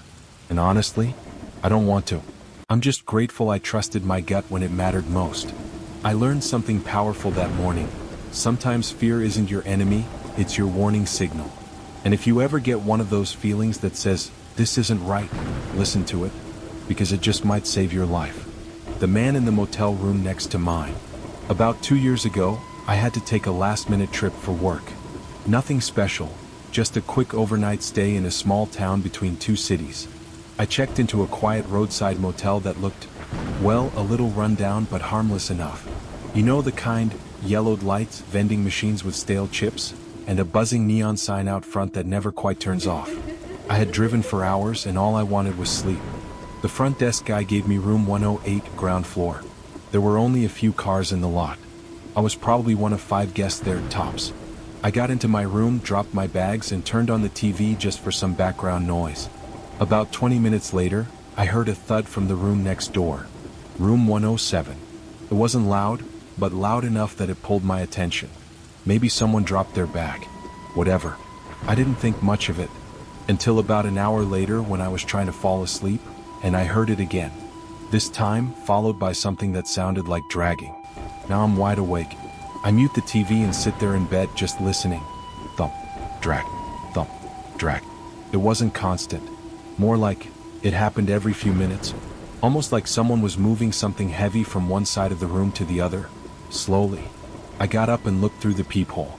Nothing in the hallway. I even cracked the curtains to peek into the lot. The car outside 107 was the same silver sedan I had seen earlier. Still, something felt wrong. I picked up the motel phone and called the front desk. "Hey, I don't mean to make a big deal out of this, but there's some strange noises coming from room 107. The guy on the line paused. Room 107? That room's supposed to be empty tonight. I felt a chill run down my back. Well, someone's in there. He told me he'd come check it out. I hung up and stared at the wall separating my room from 107. Everything went quiet. 5 minutes passed. No knock, no footsteps, no more dragging sounds. Nothing. I called the desk again. No answer. At this point, I was seriously uncomfortable. I grabbed my bag, shoved my stuff back in, and made for the door. But before I could turn the knob, I heard someone outside. Not walking, standing. Right outside my room. I looked through the peephole again. Nothing. Just the dim hallway and shadows from the flickering light. But I swear I could feel someone there. I slowly locked the deadbolt, backed away, and decided to call 911. While the phone rang, I sat in the corner of the room watching the door. The dispatcher answered, and I explained everything about the noises, the front desk guy disappearing, and someone outside my room. She told me officers were on their way. When they arrived, they found the front desk completely empty, no sign of the clerk. But they did find something else. Room 107 was locked from the inside. When they finally got the door open, the room was empty. No guest, no bag, no signs of forced entry or exit. Just 2 long drag marks across the carpet that stopped at the bathroom door and ended there. They never figured out who was in that room or what I heard. The motel manager said the lock system showed someone had entered room 107 about an hour before I checked in, but it didn't register anyone leaving. To this day, I don't know if I was in danger or if I narrowly avoided something worse. But that night, I drove 2 more hours to the next town and didn't look back. The night I shouldn't have survived. It was fall 2004, a few weeks into my very first semester of college. I was 17, barely out of high school, raised in a quiet rural town where the wildest thing that happened was cows escaping the neighbor's farm. Coming to the city was like landing on another planet. Everything was fast, loud, overwhelming, but also thrilling. I wanted to feel independent, grown up, fearless, and I thought I was, until the night that changed everything. It was a Saturday. I had gone to a small gathering at a fellow freshman's apartment not far from campus. It wasn't a party, just a couple of students hanging out, watching movies, eating cheap pizza, and pretending we weren't all secretly terrified of being adults. The gathering ended late. Too late. Around 1:30 in the morning, I decided to walk back to my dorm. It was just over a mile away. No big deal, I told myself. I didn't own a phone yet, at least not one with GPS, and I'd only taken that route once before during the day. I was wearing jeans, a hoodie, my backpack slung lazily over one shoulder. It was chilly and a soft fog clung to the pavement like a warning whisper. Still, I felt fine for the first few blocks. Streetlights flickered overhead. The city hummed. A few bars still had their neon signs on. But as I kept walking, I realized something. I was heading in the wrong direction. I had taken a wrong turn somewhere. Instead of being closer to campus, I was now in a rundown neighborhood I didn't recognize at all. Trash littered the sidewalks. Streetlights were either broken or blinking erratically like some dying strobe effect. The smell in the air changed too, grease, metal, something burning in the distance. It wasn't just a different part of the city. It felt like a different world. I started to feel uneasy. Across the street, 2 men were having a heated argument outside a boarded-up storefront. Their voices echoed off the graffiti-stained brick walls, and I noticed something even worse. There were no other pedestrians in sight. None. I kept walking, trying to act confident like I knew exactly where I was going. And that's when I heard the sound. A car engine, low, slow, creeping up behind me. At first, I ignored it. Lots of cars pass through here, right? But it didn't pass. It stayed behind me, inching forward. I felt its presence like a shadow dragging itself across my back. I dared a glance over my shoulder. A black 4-door sedan. Windows slightly tinted. 5 men inside. They didn't look friendly. I picked up my pace. So did the car. I turned right at the next intersection. The car turned too. I crossed the street. The car followed. My heart started pounding so loud I could hear it in my ears. It was that primal, animal kind of fear. My hands were shaking, but I tried not to look afraid. Maybe they'd get bored. Maybe they'd turn around. They didn't. They pulled ahead of me now. Slowed down. Turned left into the street directly in front of me and stopped. Just stopped. They were blocking the sidewalk. I froze. It was the kind of fear where your brain stops functioning. I didn't think about running. I didn't think about screaming. I just stood there, trapped. No one around. No nearby store to run into. No one in any of the dark, crumbling houses with windows like blackened eyes. And then, something unexpected happened. The porch light on the house just past the car flicked on. The front door creaked open. A man stepped outside casually, carrying a small bag of trash. He didn't look concerned. He wasn't rushing. Just walked over to his trash can like it was any normal night. The guys in the car noticed. They must have. The man made eye contact with them. Didn't flinch. Didn't say anything. Just stood there. The tension snapped like a wire. The car suddenly revved its engine and peeled away, tires squealing as they disappeared into the fog. I stood there shaking, still unable to move. The man turned to me and said something, but I couldn't hear it over my own heartbeat. He stepped a little closer and repeated it. "Are you okay?" I burst into tears. All the fear came out at once. I was sobbing so hard I could barely breathe, let alone explain what had just happened. I don't remember exactly what I told him. It was probably a string of nonsense about getting lost and being stupid and how I thought I was going to die. He listened without interrupting. Then he gently motioned toward his porch and said, "Come inside for a minute, just until you calm down." I hesitated. I had just escaped one danger. I didn't want to walk into another. But something about him was different. He wasn't forcing. He wasn't rushing. His tone was calm. Kind. Inside was a small, cluttered living room with movie posters on the wall and a second man sitting on a couch playing video games. They looked like ordinary guys in their 20s, roommates, maybe students. They gave me a soda, let me sit down, didn't ask 1,000 questions. When I finally stopped crying, I thanked them over and over. Then, this is what stayed with me, they offered to walk me back to campus. Not drive. Walk. Both of them. They said it wasn't safe out there and they weren't going to let me go alone. They even stayed a step behind the whole way, not crowding me or making conversation unless I started it. When we reached the dorm gates, I turned to thank them again, and that's when they told me they were amateur stand-up comics. They invited me to one of their open mic nights. Said I had a good storytelling face. I laughed for the first time all night.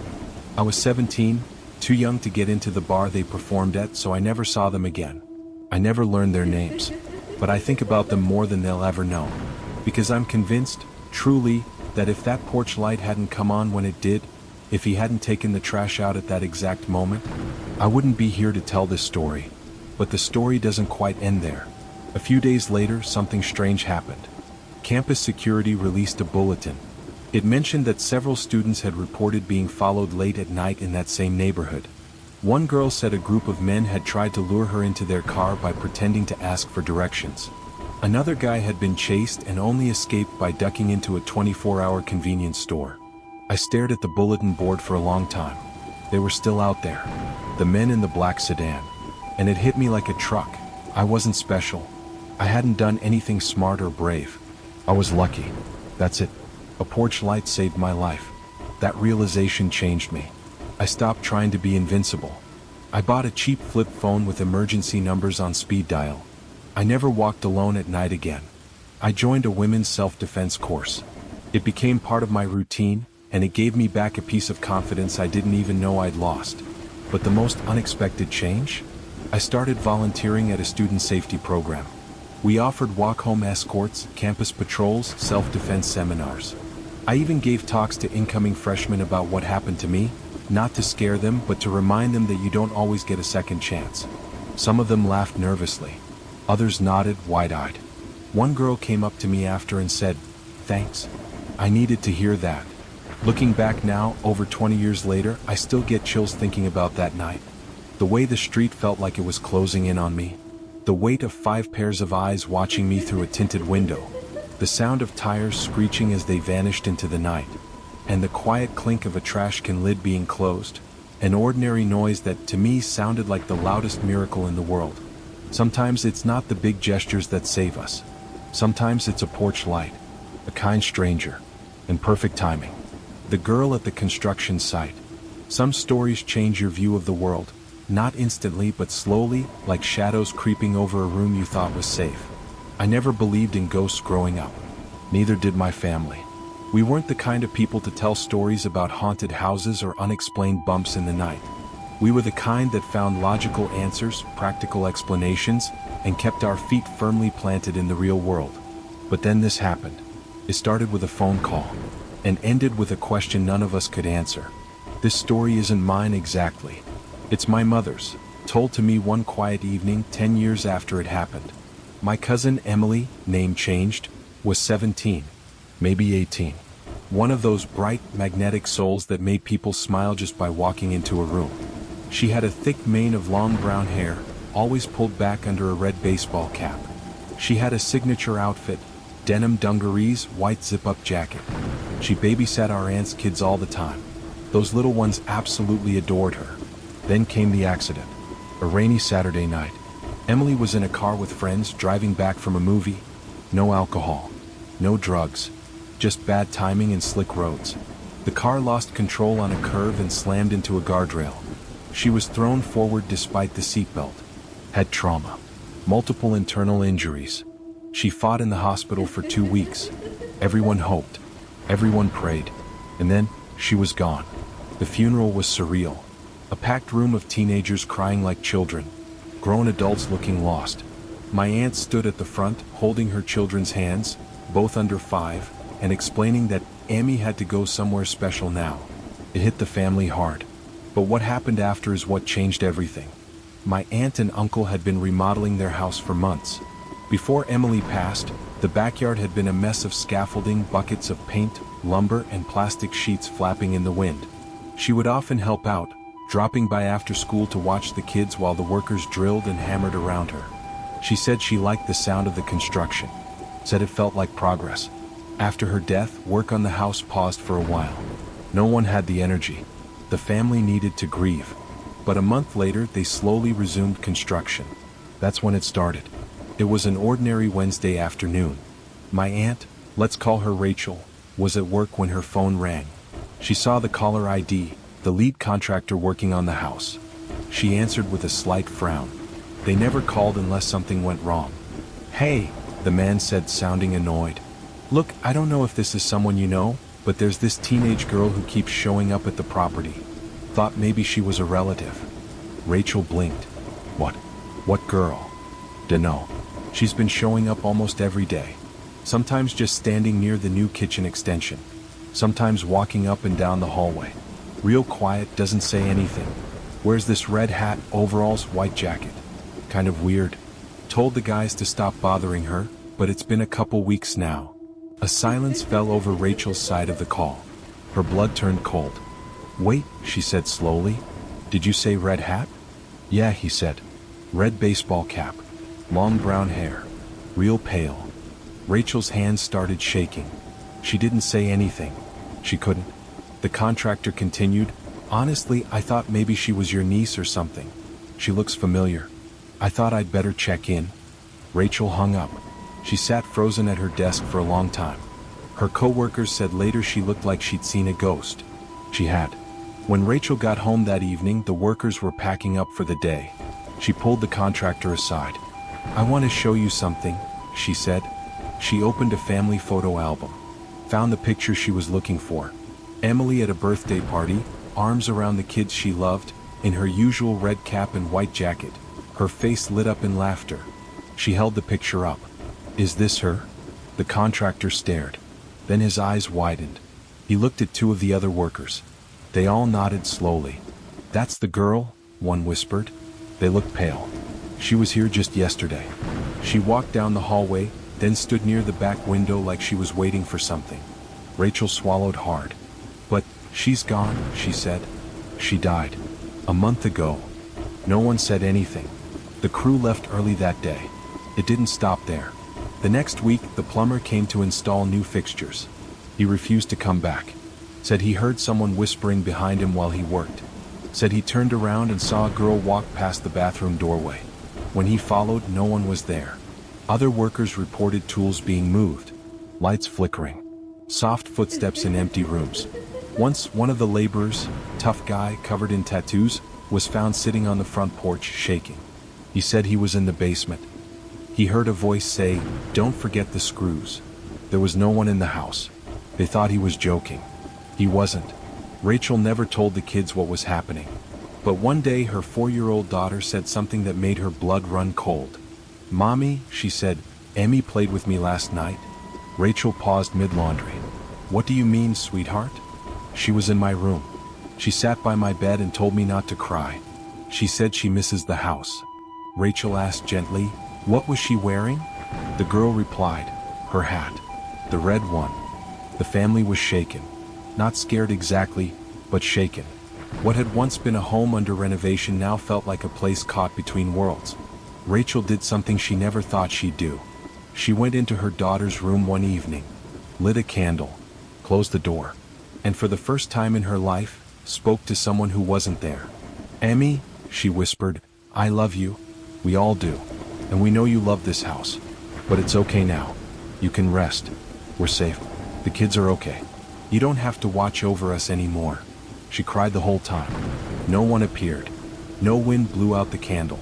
No dramatic moment. But the sighting stopped. Just like that. 10 years later, my mother told me this story.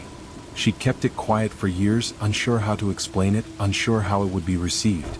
But when she told me, I could see she believed every word. And I believe her. I asked her if the workers ever came back. She said some did. Others refused. One guy never even picked up his last paycheck. I asked her if Rachel ever felt Emily again. She said yes once, a year later. The night before the new baby was born. Rachel dreamed Emily came to her, smiling, holding a paintbrush. "It's beautiful now," she said. "You did a good job." Then she was gone. Not all ghosts are here to haunt. Some come back to check on the people they love. To walk the halls they once filled with laughter. To watch over the children they once held close. To say goodbye in their own time. We may never understand how, or why. But sometimes, a red baseball cap in a half-finished hallway is all the proof you need. The gas station night shift. I worked the night shift at a gas station just off the interstate when I was 19. It was supposed to be an easy job, just sit behind the counter, take money, and restock the shelves when things got slow. The owner, Mike, told me most nights I'd be lucky to see 5 customers between midnight and 6 a.m., which was perfect for me because I could study for my community college classes. My first 2 weeks went exactly like Mike said they would. Quiet nights with truckers stopping for coffee and the occasional drunk person buying chips. But then came that Thursday night in October that changed everything. It started normal enough. I clocked in at 11 p.m. and the guy before me, Jake, said it had been dead all evening. He left and I settled in behind the counter with my biology textbook. Around 1 a.m. a car pulled up to pump 3, which wasn't unusual, but the driver just sat there for like 10 minutes without getting out. I could see through the window. It was an older guy, maybe in his 50s, with gray hair, just sitting there staring at the store. Finally he got out and walked inside, but he didn't go to the chips or drinks or anything. He just stood by the door looking around like he was memorizing the place. I asked if I could help him and he said no, just looking. Then he left without buying anything weird, but whatever. 20 minutes later the same car pulled up to pump 7, this time the complete opposite side of the parking lot. Same thing, the guy just sat there, but now he was clearly watching me through the store windows. I tried to ignore it and focus on my textbook, but I kept glancing up, and every time I did he was still staring. He came inside again, this time walking really slow down each aisle, but not looking at any products, just kind of drifting around. I stayed behind the counter with my hand near the emergency button Mike had shown me my first day. The guy made 2 full loops around the store, then came up to the counter. "You work here alone?" he asked. I lied and said my manager was in the back doing inventory. He smiled like he knew I was lying and said, "That's interesting because I've been watching for an hour and haven't seen anyone else." My heart started pounding, but I tried to stay calm. I said, "He just got here a few minutes ago." The man leaned forward on the counter and I could smell cigarettes and something else, something chemical like cleaning products. "What's your name?" he asked. I said, "I don't give out personal information to customers." He laughed, but it wasn't a happy laugh, it was cold. "You know what I think?" he said. "I think you're all alone here. I think you're scared, and I think you should be." I hit the emergency button under the counter, which was supposed to alert the police, but nothing happened. No alarm, no lights, nothing. The man saw me do it and his smile got bigger. "I disconnected that an hour ago," he said. "I know this place better than you think." I grabbed my phone to call 911, but he reached over and knocked it out of my hand. It slid across the floor behind the counter. He started walking around the counter to my side, and I did the only thing I could think of. I grabbed the baseball bat Mike kept under the register and held it up. He stopped and put his hands up like he was surrendering, but he was still smiling. "You don't want to do that," he said. "Think about what happens next. You hit me, then what? You're still here alone. I'll come back tomorrow night, and the night after that. I know where you work now." I yelled at him to get out or I'd brain him with the bat. He backed away slowly, still with his hands up, still smiling. When he got to the door he said see you soon and left. I watched him drive away, then immediately locked the doors and called Mike. He didn't answer, so I called 911 and told them everything. They sent a cop who looked around and took a report but said without cameras there wasn't much they could do. The emergency button had been deliberately disabled, the wires cut clean through. I finished my shift because I needed the money, but I brought my cousin to sit with me. He's a big dude who plays football, and even he said the place gave him the creeps after I told him what happened. Mike installed cameras the next day, but I only worked 2 more shifts before quitting. Both times every car that pulled up made me panic, and I kept thinking I saw that gray hair in the darkness outside. The thing that still messes with me is what he said about knowing the place better than I thought. How long had he been planning that? How many times had he come in during the day, scoping it out, figuring out where the emergency button was? Learning when I worked alone. I found out later from Jake that a girl who worked nights the year before had quit suddenly without explanation. When he asked her why, she just said she didn't feel safe anymore. He wondered if the same guy had stalked her too, or if there were others. I work at a restaurant now, always with other people around, but sometimes when I'm closing up and the parking lot is empty, I remember that smile and those words see you soon, and I walk a little faster to my car. You know what I think? He said, I think you're all alone here. I think you're scared, and I think you should be. I hit the emergency button under the counter, which was supposed to alert the police, but nothing happened. No alarm, no lights, nothing. The man saw me do it and his smile got bigger. I disconnected that an hour ago. He said, I know this place better than you think. I grabbed my phone to call 911, but he reached over and knocked it out of my hand. It slid across the floor behind the counter. He started walking around the counter to my side, and I did the only thing I could think of. I grabbed the baseball bat Mike kept under the register and held it up. He stopped and put his hands up like he was surrendering, but he was still smiling. You don't want to do that, he said. Think about what happens next. You hit me, then what? You're still here alone. I'll come back tomorrow night, and the night after that. I know where you work now. I yelled at him to get out or I'd brain him with the bat. He backed away slowly, still with his hands up, still smiling. When he got to the door he said see you soon and left. I watched him drive away, then immediately locked the doors and called Mike. He didn't answer, so I called 911 and told them everything. They sent a cop who looked around and took a report but said without cameras there wasn't much they could do. The emergency button had been deliberately disabled, the wires cut clean through. I finished my shift because I needed the money, but I brought my cousin to sit with me. He's a big dude who plays football, and even he said the place gave him the creeps after I told him what happened. Mike installed cameras the next day, but I only worked 2 more shifts before quitting. Both times every car that pulled up made me panic, and I kept thinking I saw that gray hair in the darkness outside. The thing that still messes with me is what he said about knowing the place better than I thought. How long had he been planning that? How many times had he come in during the day, scoping it out, figuring out where the emergency button was? Learning when I worked alone. I found out later from Jake that a girl who worked nights the year before had quit suddenly without explanation. When he asked her why, she just said she didn't feel safe anymore. He wondered if the same guy had stalked her too, or if there were others. I work at a restaurant now, always with other people around, but sometimes when I'm closing up and the parking lot is empty, I remember that smile and those words see you soon, and I walk a little faster to my car. Story 2. The roommate's girlfriend. Sophomore year of college, I lived in a crappy off-campus apartment with my roommate Tyler. He was a decent guy, kept to himself, paid rent on time, and didn't eat my food, which is really all you can ask for in a roommate. We weren't best friends or anything, but we got along fine. In February he started dating this girl named Ashley. She seemed normal at first, maybe a little clingy, but nothing too weird. She'd stay over a couple nights a week and always wanted to hang out in the common areas instead of Tyler's room, which was kind of annoying when I wanted to watch TV, but whatever. After about a month of them dating, I started noticing weird stuff. First it was small things like my shampoo being used up faster than normal, or finding my toothbrush in a different spot than I left it. I asked Tyler if Ashley was using my stuff, and he said no, she brought her own things. Then I came home from class one day and Ashley was there alone. Tyler was still at work. She was sitting on the couch watching TV and acted like it was totally normal. When I asked how she got in, she said Tyler gave her a key. I texted Tyler right then and he said he definitely did not give her a key. She must have seen my face change because she quickly said, oh, I meant he left the door unlocked for me, but I knew that was a lie too because I had locked it that morning. I told Tyler that night that his girlfriend being there alone was not cool, and he agreed. Said he'd talk to her about boundaries. He seemed genuinely confused about how she got in. A few days later I woke up in the middle of the night to go to the bathroom. When I opened my bedroom door, Ashley was standing in the hallway, just standing there in the dark. I nearly had a heart attack. What are you doing? I whispered. She said she was going to the bathroom too, but she was nowhere near the bathroom. She was right outside my door. I mentioned it to Tyler the next morning and he said she sometimes had trouble sleeping and would walk around, but something about the way he said it made me think this was news to him too. The really creepy stuff started the next week. I came home from my evening class around 9 p.m. and found Ashley in my room sitting on my bed looking through my laptop. I yelled, "What the hell are you doing?" And she calmly closed the laptop and said Tyler asked her to check if I had notes from our shared economics class. Tyler wasn't even in that class with me. I told her to get out and stay out of my room. She left without arguing but had this weird little smile like she knew something I didn't. I put a lock on my door that night.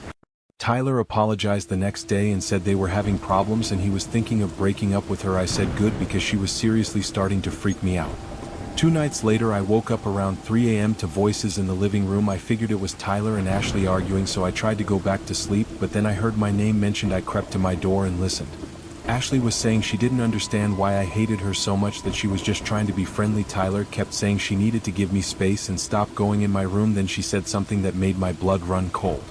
"I know things about him," she said, "things he wouldn't want you to know." "What things?" Tyler asked. "Things from his computer," she said, "personal things, private things. Maybe I should tell everyone what kind of person your roommate really is." I didn't have anything bad on my computer, but the fact that she had gone through it enough to think she found something was terrifying. Tyler told her she was acting crazy and needed to leave. She started crying and begging him not to break up with her. It got loud and dramatic. I heard things being thrown around. Then finally the door slammed. Tyler knocked on my door a few minutes later and apologized, said she was gone for good and he was done with her. I asked what she meant about finding things on my computer, and he said he had no idea that she had been acting paranoid and making up stories about everyone lately. I thought that was the end of it, but I was wrong. A week later I started getting weird emails from addresses I didn't recognize. They'd have subject lines like "I know what you did" or "You can't hide forever." The emails themselves were just random letters and numbers like keyboard smashing, but they came at all hours. Then my social media started going haywire. Friend requests from obvious fake accounts, weird comments on old photos, messages from numbers I didn't know, all saying cryptic, threatening things. I was pretty sure it was Ashley but had no proof. Tyler said she had moved back home with her parents in another state, but the harassment continued. The worst part came when I got an email with attachments, photos of me taken from outside our apartment, me walking to class, me at the grocery store, me through my bedroom window. The last one was taken at night and you could see me sleeping in my bed. I went to the police with everything, but they said without proof it was Ashley. There wasn't much they could do. They suggested I move, which I did the next week. Tyler felt terrible and helped me find a new place. He swore he had no idea she was that unstable. The emails and messages stopped after I moved, but I was paranoid for months. I'd see girls who looked like Ashley on campus and panic. I started closing my blinds obsessively and checking my locks multiple times before bed. Tyler reached out recently and said he heard from a mutual friend that Ashley had been admitted to a psychiatric facility after stalking another ex-boyfriend. Apparently this was a pattern for her. She'd become obsessed with her boyfriend's friends and roommates, convinced they were trying to break up the relationship. Knowing I wasn't her only victim helped a little, but I still think about those photos, especially the one of me sleeping. How many nights had she stood outside my window watching me, and why did she fixate on me when I barely knew her? I live alone now, which is more expensive but worth it for the peace of mind, and yes, I have cameras and an alarm system because I never want to wake up to someone standing outside my bedroom door again. The library basement. I got a work-study job at my university library junior year. I needed the money and figured it would be quiet enough to sneak in some studying during slow periods. Most of the time I worked the circulation desk, checking out books and helping students find materials, but sometimes they needed people to work in the archives. The archives were in the basement of the library, down 2 flights of stairs and through a heavy metal door. It was where they kept all the old rare books and documents that couldn't be checked out. The room was climate controlled and had special lights to protect the materials. It was also creepy as hell.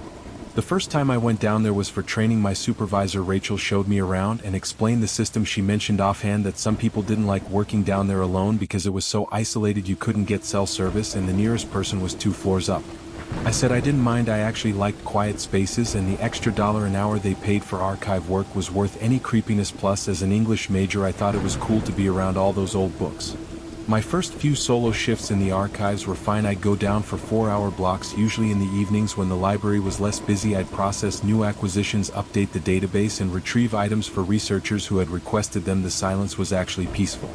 After about a month I started noticing odd things. Books would be in different spots than where I had left them, not completely out of place but shifted, like someone had picked them up and put them back not quite right. I figured it was probably the day shift person being careless.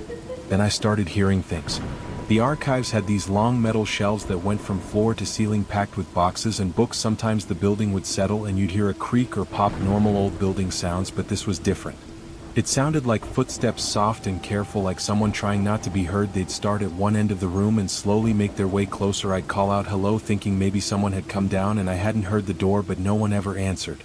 I mentioned it to Rachel and she said the archives were supposed to be locked when someone wasn't working. Only staff had the key code. She changed the code just to be safe and reminded me to make sure the door latched behind me. The footsteps continued. One night I was working on cataloging a new collection of letters from the 1800s. It was tedious work and I had my headphones and listening to music. I felt that weird sensation you get when someone is watching you, so I looked up.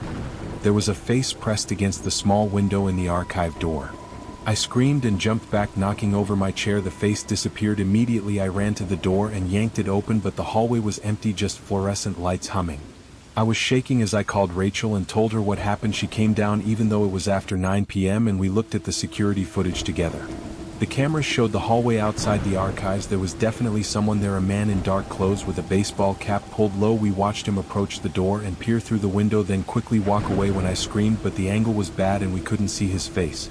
Rachel was really concerned and said I didn't have to work in the archives anymore if I didn't want to, but I needed the money and figured it was probably just some creepy student who would be deterred by the new security measures they were going to install. I was wrong. 2 weeks later I was back in the archives. They had added a camera inside the room and a panic button at the desk, which made me feel safer. I was working late again, finishing up some filing around 10 p.m. I heard the door handle rattle. Someone was trying to get in, but the new code was stopping them. I hit the panic button and security was supposed to come immediately. The rattling stopped and I thought whoever it was had given up. Then I heard something that made my stomach drop, the beep of the keypad and the click of the lock opening. The door swung open and a man walked in, the same build as the one from the video, dark clothes, baseball cap. He saw me frozen at the desk and smiled. "Hey," he said casually, like we knew each other. "Sorry to bother you, I'm looking for a book." I found my voice and said the archives were closed. He needed to leave immediately. He took a step closer and I stood up, backing away. "I've been watching you," he said. "You're very pretty when you're concentrating." My hand found the panic button again and I pressed it repeatedly. Security should have been there by now, but no one came. He kept talking, saying he'd been coming to the library for weeks, learning my schedule, figuring out the patterns. He knew what time I took my breaks, what I liked to eat from the vending machines, what music I listened to. "You always play with your hair when you're reading," he said. "It's cute." I grabbed my phone even though I knew there was no signal and pretended to call 911 loudly, saying there was an intruder in the library archives. He laughed. "No one can hear you down here," he said. "That's why I like it so private." I was backing up slowly, trying to put the shelves between us. My mind was racing, trying to remember if there was another exit. There wasn't. Then I heard the door bang open and 2 security guards rushed in. They grabbed the guy, who didn't even try to run. He just kept smiling at me as they handcuffed him. I found out later he wasn't a student at all, but some random man in his 30s who had been sneaking into the library for months. He had figured out the archive door code by watching staff enter it from a hiding spot down the hall. The panic button had worked, but there was a delay in the system.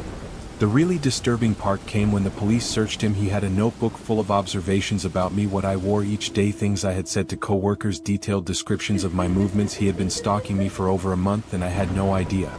They also found a key to the library on him. Apparently he had stolen it from a janitor's cart, which is how he was able to access the building after hours. They checked the cameras and found footage of him hiding in various places throughout the library, always watching the archives, waiting for me to go down there.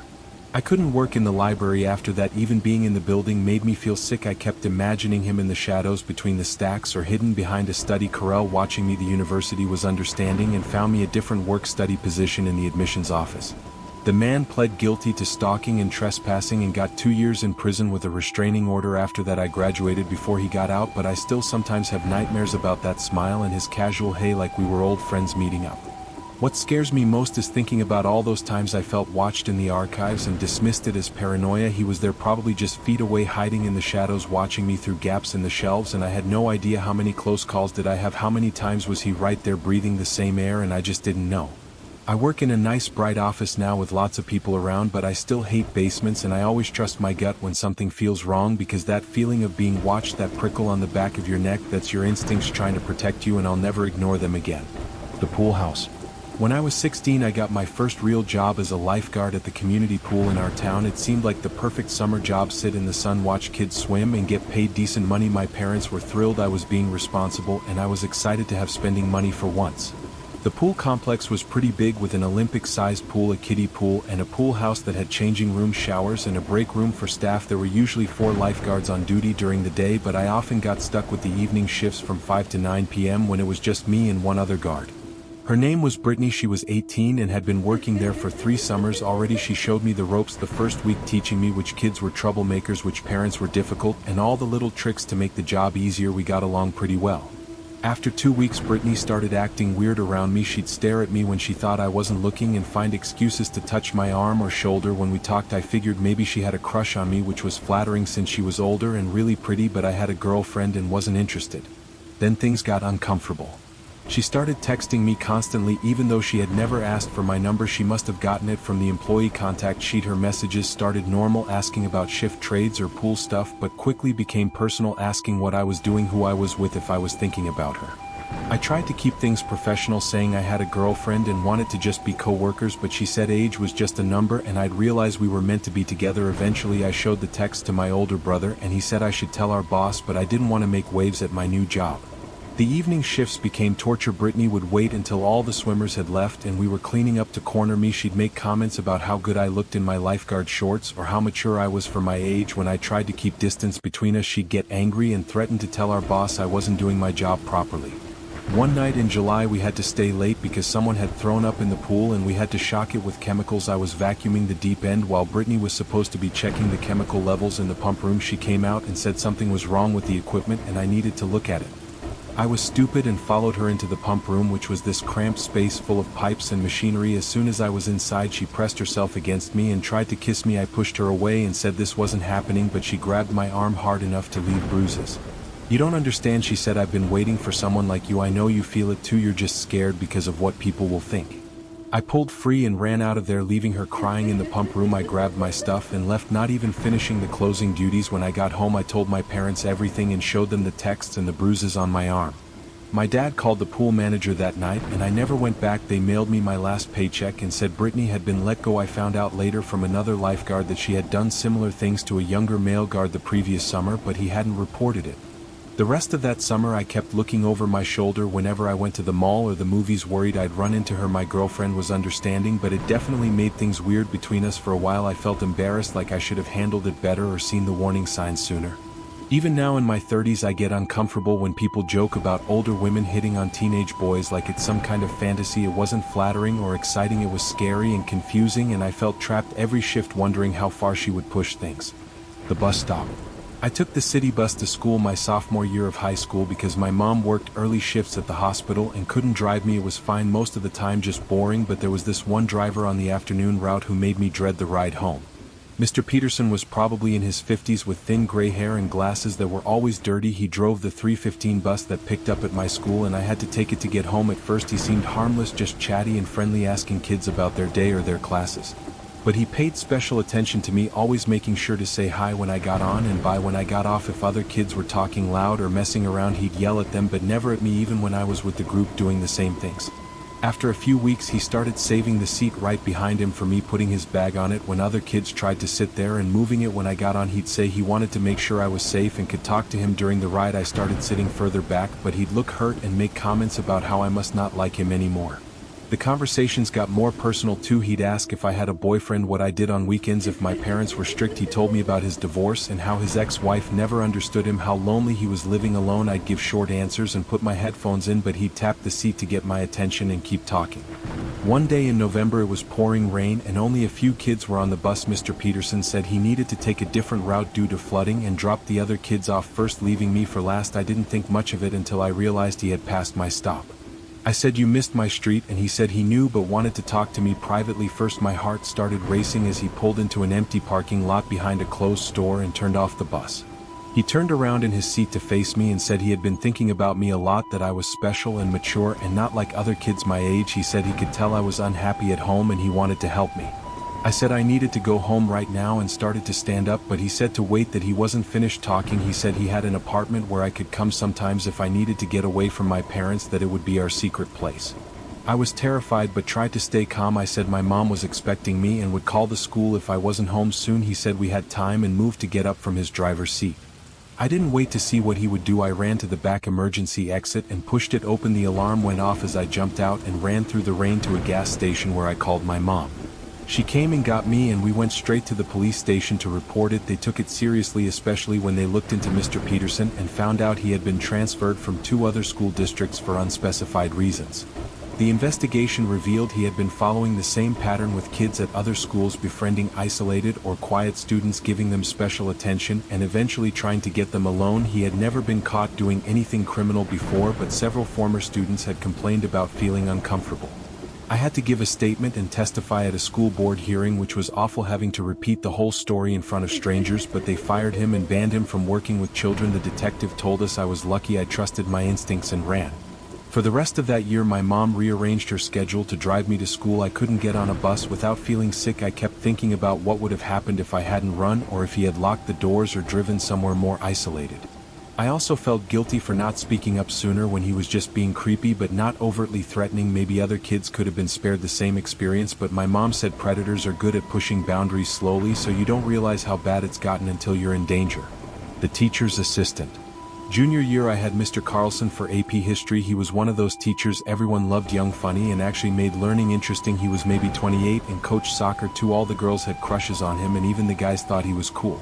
He had a teaching assistant named Derek who was a senior. Derek was weird, quiet, and intense with dark hair that hung in his eyes. He'd sit in the back of class grading papers or organizing handouts, but I'd catch him staring at students, especially the girls.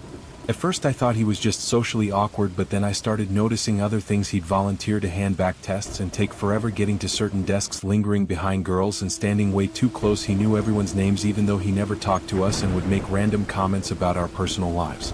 Like once he handed me back an essay and said, "I saw you at the movies last weekend. That looked like a fun date." I hadn't told anyone at school about going to the movies. It creeped me out that he had seen me and was watching close enough to know I was on a date. My friend Sarah said he did the same thing to her, mentioning that he saw her at the park with her family or at the mall with friends. We started comparing notes and realized he was showing up places where students hung out, always alone, always watching. We tried telling Mr. Carlson, but he brushed it off, saying Derek was just trying to be friendly and we should be nice to him. He made us feel like we were being mean girls, picking on the awkward kids, so we stopped bringing it up. Then Derek started leaving notes in my locker. They weren't signed, but I knew they were from him because they referenced things only he would know, like exactly what I wore on specific days or conversations he had overheard. The notes started out almost sweet, saying I looked nice or did well on a presentation, but they got darker. One said, "I know you don't like me now, but you will once you get to know the real me." Another said, "I dream about you every night and wake up so happy knowing I'll see you in class." The worst one said, "I followed you home yesterday. Your room looks cozy from the street." I was terrified. I showed my parents and they immediately called the school. The principal pulled Derek into her office and found a notebook in his backpack filled with information about female students, our schedules, our addresses, descriptions of our bedrooms based on what he could see from outside, photos he had taken of us without our knowledge. It turned out Derek wasn't even supposed to be a teaching assistant. He had forged the paperwork and convinced Mr. Carlson to let him help out. Mr. Carlson felt terrible for not checking properly and for dismissing our concerns. Derek was expelled and arrested for stalking. The police found out he had been doing this at his previous school too, targeting 1 or 2 girls in each class and building elaborate fantasies about relationships with them. He had been held back twice, which is why he was 19 and still in high school. What really messed me up was reading parts of his notebook during the court proceedings. He had written whole conversations we supposedly had in his mind, planned out our future together, and was convinced I was sending him signals by the way I flipped my hair or laughed at Mr. Carlson's jokes. For the rest of junior year, I was paranoid about every guy who looked at me too long or seemed too interested in my life. I started checking my windows obsessively and would panic if I saw the same car twice on my street. My parents installed a security system which helped, but I didn't feel truly safe until we found out Derek's family had moved him to a treatment facility in another state. Mr. Carlson apologized to me and my parents repeatedly and ended up leaving at the end of the year. I heard he was more careful about screening assistants at his new school. I felt bad for him because he was a good teacher who made a mistake trusting someone, but I also couldn't sit in his class anymore without remembering Derek in the corner watching me. Looking back now, I realize how many red flags there were that adults dismissed teenage girls being dramatic or unkind. We knew something was off about Derek from the beginning, but no one listened until he had already been stalking us for months. It taught me to trust my instincts about people. If someone makes you uncomfortable, there's usually a reason, and it's better to be seen as rude or paranoid than to ignore that feeling and end up in danger. I also learned that predators often use positions of small authority to get close to their targets, and that's something I watch for even now as an adult. Those three experiences from my teenage years shaped how I see the world. I'm more cautious than some people might think is necessary, but I'd rather be too careful than too trusting because I know firsthand how normal situations can turn dangerous and how people you should be able to trust can be the ones who hurt you. The hotel night audit. I was working nights at the Hampton Hotel downtown when I was 22, fresh out of college and desperate for any job that would help me pay off student loans. The night audit shift was from 11 p.m. to 7 a.m. and paid decent money because nobody wanted those hours. I figured I could handle it. I was young and used to staying up late anyway. The hotel was one of those mid-range places that business travelers used. Nothing fancy but clean and reliable. My job was pretty simple: check in late arrivals, do the accounting for the day, answer phones, and walk the halls every couple hours to make sure everything was quiet. Most nights I was completely alone except for maybe one or two guests checking in after midnight. My training was done by this guy Carl, who had been doing night audit for 5 years. He showed me all the important stuff but also the unofficial things like which vending machines would give you free snacks if you hit them just right, and how to stay awake during the dead hours between 3 and 5 a.m. when even the latest arrivals had gone to bed. Carl warned me about a few things like how sometimes drunk guests would try to get extra room keys or how to handle it when someone locked themselves out in their underwear, but he also mentioned something weird. He said sometimes you might see someone on the cameras who doesn't belong. Just call the cops, don't try to be a hero. I asked what he meant and he got this look on his face like he wanted to say more but just shook his head and said, hopefully you'll never have to deal with it. My first month went fine. I got into a routine, bringing my laptop to watch movies during slow periods, making friends with the regular business travelers who came through every week, and learning to survive on energy drinks and microwave food. Then in my second month things started getting strange. It was a Tuesday night in September, really dead, with only about 10 rooms occupied in the whole hotel. Around 2 a.m. I was doing my routine walk through the halls when I noticed something odd. The stairwell door on the third floor was propped open with a towel. That was against hotel policy for security reasons, so I removed the towel and let the door close. I made a mental note to check the cameras later to see who had done it. When I got back to the front desk I pulled up the security footage. What I saw made my skin crawl. About an hour earlier a man had come up the stairwell and propped the door open, but he hadn't come from the lower floors. He had come from the roof access, which was supposed to be locked. And alarmed, I watched him on camera walk down the third floor hallway, trying door handles on empty rooms before disappearing around a corner where there weren't any cameras. I immediately called the police and my manager. The cops came and searched but didn't find anyone. They checked the roof access and discovered the lock had been cut probably days or weeks ago. They fixed it and told me to call if I saw anything else suspicious. My manager seemed weirdly unsurprised when I told him the next day. He just said, yeah, we've had some issues, and left it at that, which didn't make me feel any better. 2 weeks later it happened again. This time I was watching the cameras more carefully, doing regular checks of all the floors. Around 1 a.m. I saw movement in the basement laundry room, which was closed to guests after 10 p.m. I zoomed in and saw a man, not a guest based on his dirty clothes and backpack, going through the commercial dryers. I called the police again, but by the time they arrived he was gone. He had taken some coins from the machines, but that seemed to be all. The police said he was probably just a homeless person looking for money, but something felt off about it. He had moved through the hotel like he knew exactly where the cameras were and how to avoid most of them. I started paying more attention after that, checking every door during my rounds, making sure all the access points were secure and watching the cameras constantly. That's when I began noticing a pattern.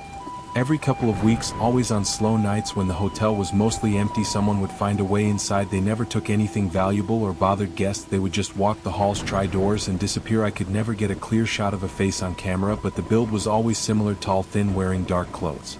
I reported each incident, but nothing ever came of it. The police would show up, look around, and leave. My manager would nod and say he'd look into better security, but nothing changed. Then came the night in November that made me quit.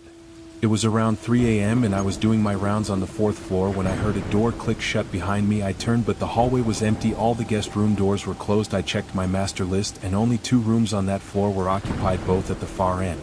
I headed back toward the elevator, feeling uneasy. As I passed room 412 I heard something inside, like drawers opening and closing, but that room was supposed to be empty. I used my master key and opened the door. The room was dark, but I could see someone standing by the window, a tall, thin figure in dark clothes. He turned when I opened the door, and even in the darkness I could see him smile. "Hello, James," he said. He knew my name. I backed out of the room and ran for the elevator behind me. I heard him laugh and call out, "Don't leave, James, we have so much to talk about." I made it to the lobby and locked myself in the back office, then called 911 saying there was an intruder who knew my name personally. The police took it more seriously this time, bringing multiple units. They found him still in room 412, sitting on the bed like he was waiting for them. He didn't resist when they arrested him and kept asking where James went, saying we were supposed to talk. It turned out this guy had been stalking me for weeks. He knew my schedule, my full name, where I lived, and what car I drove. The police found a notebook in his backpack with detailed observations about my routines both at work and outside of it.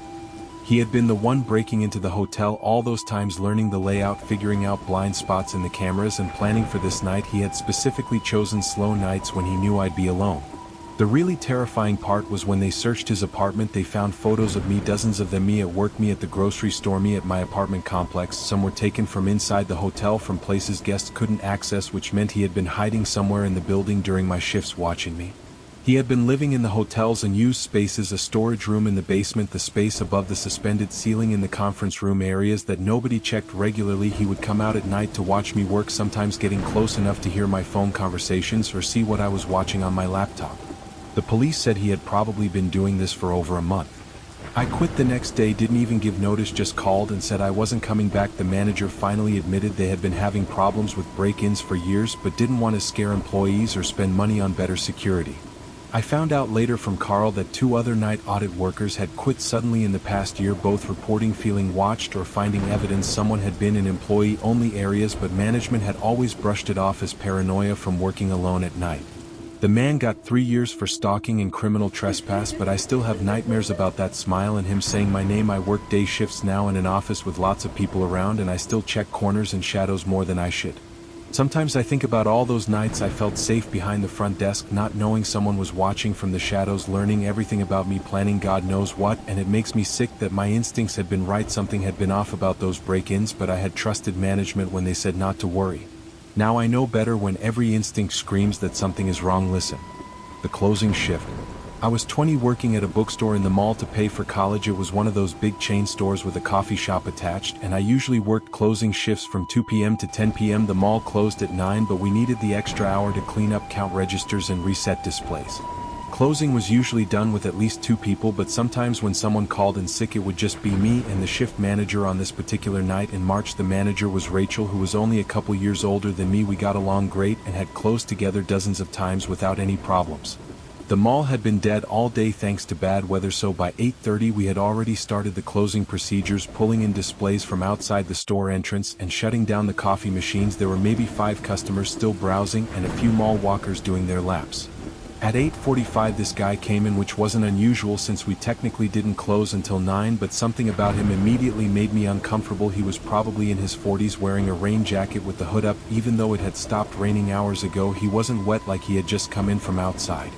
He wandered around the store but wasn't really looking at books, more like he was checking where everything was, where the exits were, where Rachel and I were standing. I tried to give him space while keeping an eye on him. At 9 p.m. I made the closing announcement asking customers to bring their final purchases to the register. The other stragglers headed for the door, but this guy just moved deeper into the store toward the back where we had the kids section and storage rooms. Rachel went back to tell him we were closed while I started counting down my register. I heard her voice polite but firm, then his voice low and mumbling, then silence that stretched too long.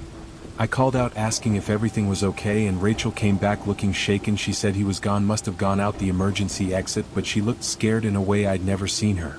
We locked the front gates and continued closing, but I could tell something was wrong. Rachel kept checking over her shoulder and jumped when the phone rang. She said the guy had said something weird to her but wouldn't tell me what. About 20 minutes later we were almost done when we heard a noise from the back of the store, like books falling. Rachel grabbed my arm and whispered, "He's still in here." We both knew we had checked that emergency exit earlier. It was armed and would have set off an alarm if opened. He had never left. Rachel called mall security while I called 911. We locked ourselves in the cash office, which had a small window looking out at the store. We turned off the lights and watched. At first nothing moved, then we saw him crawl out from behind a display shelf in the kids section. He had been hiding there the whole time, just feet from where Rachel had talked to him. He stood up and stretched like he had all the time in the world, then started walking toward the front of the store. Toward us. He knew exactly where the cash office was, walked right up to the door and tried the handle. When it didn't open, he knocked 3 times, slow and deliberate. "Ladies," he said through the door, "I know you're in there. We need to talk about what happens next." Rachel was crying silently next to me as I tried to keep my voice steady, telling the 911 operator what was happening. The man kept talking, saying he had been watching us for weeks, that he knew our schedules, our names, where we parked our cars. He said Rachel was his favorite, but I was pretty too, and he had plans for both of us. Mall security arrived first, 2 older guys who clearly weren't prepared for this situation. They stood outside the store gates yelling at the man to come out. He just laughed and said he'd wait for the real cops. When the police arrived, they had to use bolt cutters to get through our security gate. The man didn't run or fight, just sat down on the floor and put his hands behind his head like he had been through this before. After they took him away and we gave our statements, one of the officers took us aside and said the man was already in their system. He had been banned from 3 other malls in the area for similar behavior, hiding in stores after closing and confronting female employees. He had never physically hurt anyone, but the incidents were escalating each time, getting bolder, lasting longer, making more specific threats. This was the first time he had waited until employees were completely alone with the mall closed around them. Rachel quit the next week, couldn't handle being in the store anymore, especially at night. I stayed another month, but only worked day shifts and never alone. Even then I'd see men in rain jackets and freeze up or hear a book fall and feel that spike of panic. The worst part was finding out later that he had been in our store multiple times, always during our shifts, probably for weeks before that night, learning our routines, figuring out the camera blind spots, planning whatever he had intended to do if security and police hadn't arrived when they did. The company installed panic buttons and changed the closing procedures after that, but it felt like too little too late. They had known about the incidents at other malls but hadn't warned us, hadn't thought to ban him from all locations or increase security. I work in an office now, nice normal hours with lots of people around, but I still get anxious in empty buildings, still check behind shelves and in corners, still feel my heart race when someone comes in right before closing time. Because now I know how easy it is for someone to hide, how simple it is to learn someone's routine, and how quickly a normal work shift can turn into a nightmare. The substitute teacher. I was 24 and between jobs when I started substitute teaching. It seemed like easy money, show up, follow the lesson plan the regular teacher left, and make sure kids didn't burn the place down. I had just graduated with my teaching degree but hadn't found a full-time position yet, so subbing would give me experience and help pay bills. The district was desperate for subs, so after a background check and 1 day of orientation I was on the call list. I mostly got elementary schools at first, which were exhausting but straightforward. Little kids might be hyper, but they generally listened if you were firm and fair. After a few weeks I started getting calls for the middle school, which had a worse reputation. The kids were harder to control and the building itself was old and sprawling with multiple wings and confusing numbering systems, but the pay was the same and I needed the money. My first few days at the middle school went okay. I had some rowdy classes but nothing I couldn't handle. The other teachers were friendly enough, though most kept to themselves since subs were temporary. The building secretary, Mrs. Chen, was helpful, showing me where everything was and warning me which classes might be difficult. On my 4th day there I was assigned to cover for a 7th grade social studies teacher. The classes were fine until last period, which was supposedly the worst behaved group in the grade, but when they filed in they were strangely quiet. I introduced myself and started going through the lesson plan when one of the girls in the front row raised her hand and asked, "Are you going to be here tomorrow too?" I said I didn't know, it depended on if their regular teacher was still sick. She exchanged looks with the girl next to her and said, "We hope you're not." I asked why, thinking maybe they really liked their regular teacher, but she just said because of what happened to the last sub. I tried to get more information but the kids clammed up and wouldn't say anything else. We got through the lesson but I noticed they kept glancing at the door like they expected someone to come in. After school I asked Mrs. Chen about it and she got this uncomfortable look. She said there had been an incident with a substitute teacher a few months ago but wouldn't give details, just said he wasn't allowed back on school property. I didn't think much of it until the next week when I was back covering for a different teacher, 8th grade math. This time during lunch I was in the teacher's lounge when another sub named Marcus asked if I'd had any weird experiences at the school. I said no and asked what he meant. He told me that twice now he'd felt like someone was following him through the halls after school. When he stayed late to grade papers he'd hear footsteps behind him, but when he turned no one was there. He also said things on his desk would be moved when he stepped out, even for just a minute. Another teacher overheard and told Marcus he was being paranoid, that old buildings made weird noises, but I could see she looked worried. I started paying more attention after that and noticed odd things. 2 doors I had closed would be open when I came back, whispers in empty hallways, the feeling of being watched during class, but when I'd scan the room all the students would be focused on their work. Then I covered for the 7th grade social studies teacher again. The same girl from before looked surprised to see me. She whispered something to her friend who went pale. I was about to start the lesson when there was a knock at the door. A man poked his head in and said, "Sorry to interrupt, just wanted to introduce myself. I'm Mr. Davis, the permanent sub for the 8th grade math position." Something about him set off every alarm in my head. He was probably in his 30s, average looking, but his smile was too wide and he stared too long at the female students in the front row. I said, "Nice to meet you, but we're in the middle of class." He laughed and said, of course, just wanted to say hi to a fellow sub. We should grab coffee sometime, compare notes." After he left, the girl in the front row looked at me with genuine fear in her eyes and mouthed, "Be careful." I found Mrs. Chin after school and asked about Mr. Davis. She said there was no permanent sub position for 8th grade math and no one named Davis on the approved sub list. My blood went cold. I immediately reported it to the principal, who called the police. They pulled the security footage and saw the man had somehow gotten into the building through a side door that was supposed to be locked. He had been walking the halls for hours, going in and out of empty classrooms. They compared the footage to their files and identified him as Gregory Marsh, the substitute teacher who had been banned months ago. The full story came out then. Marsh had subbed at the school for several weeks and seemed normal at first, but female students started complaining that he made them uncomfortable, standing too close, staring too long, making comments about their appearance that weren't quite inappropriate enough to get him fired.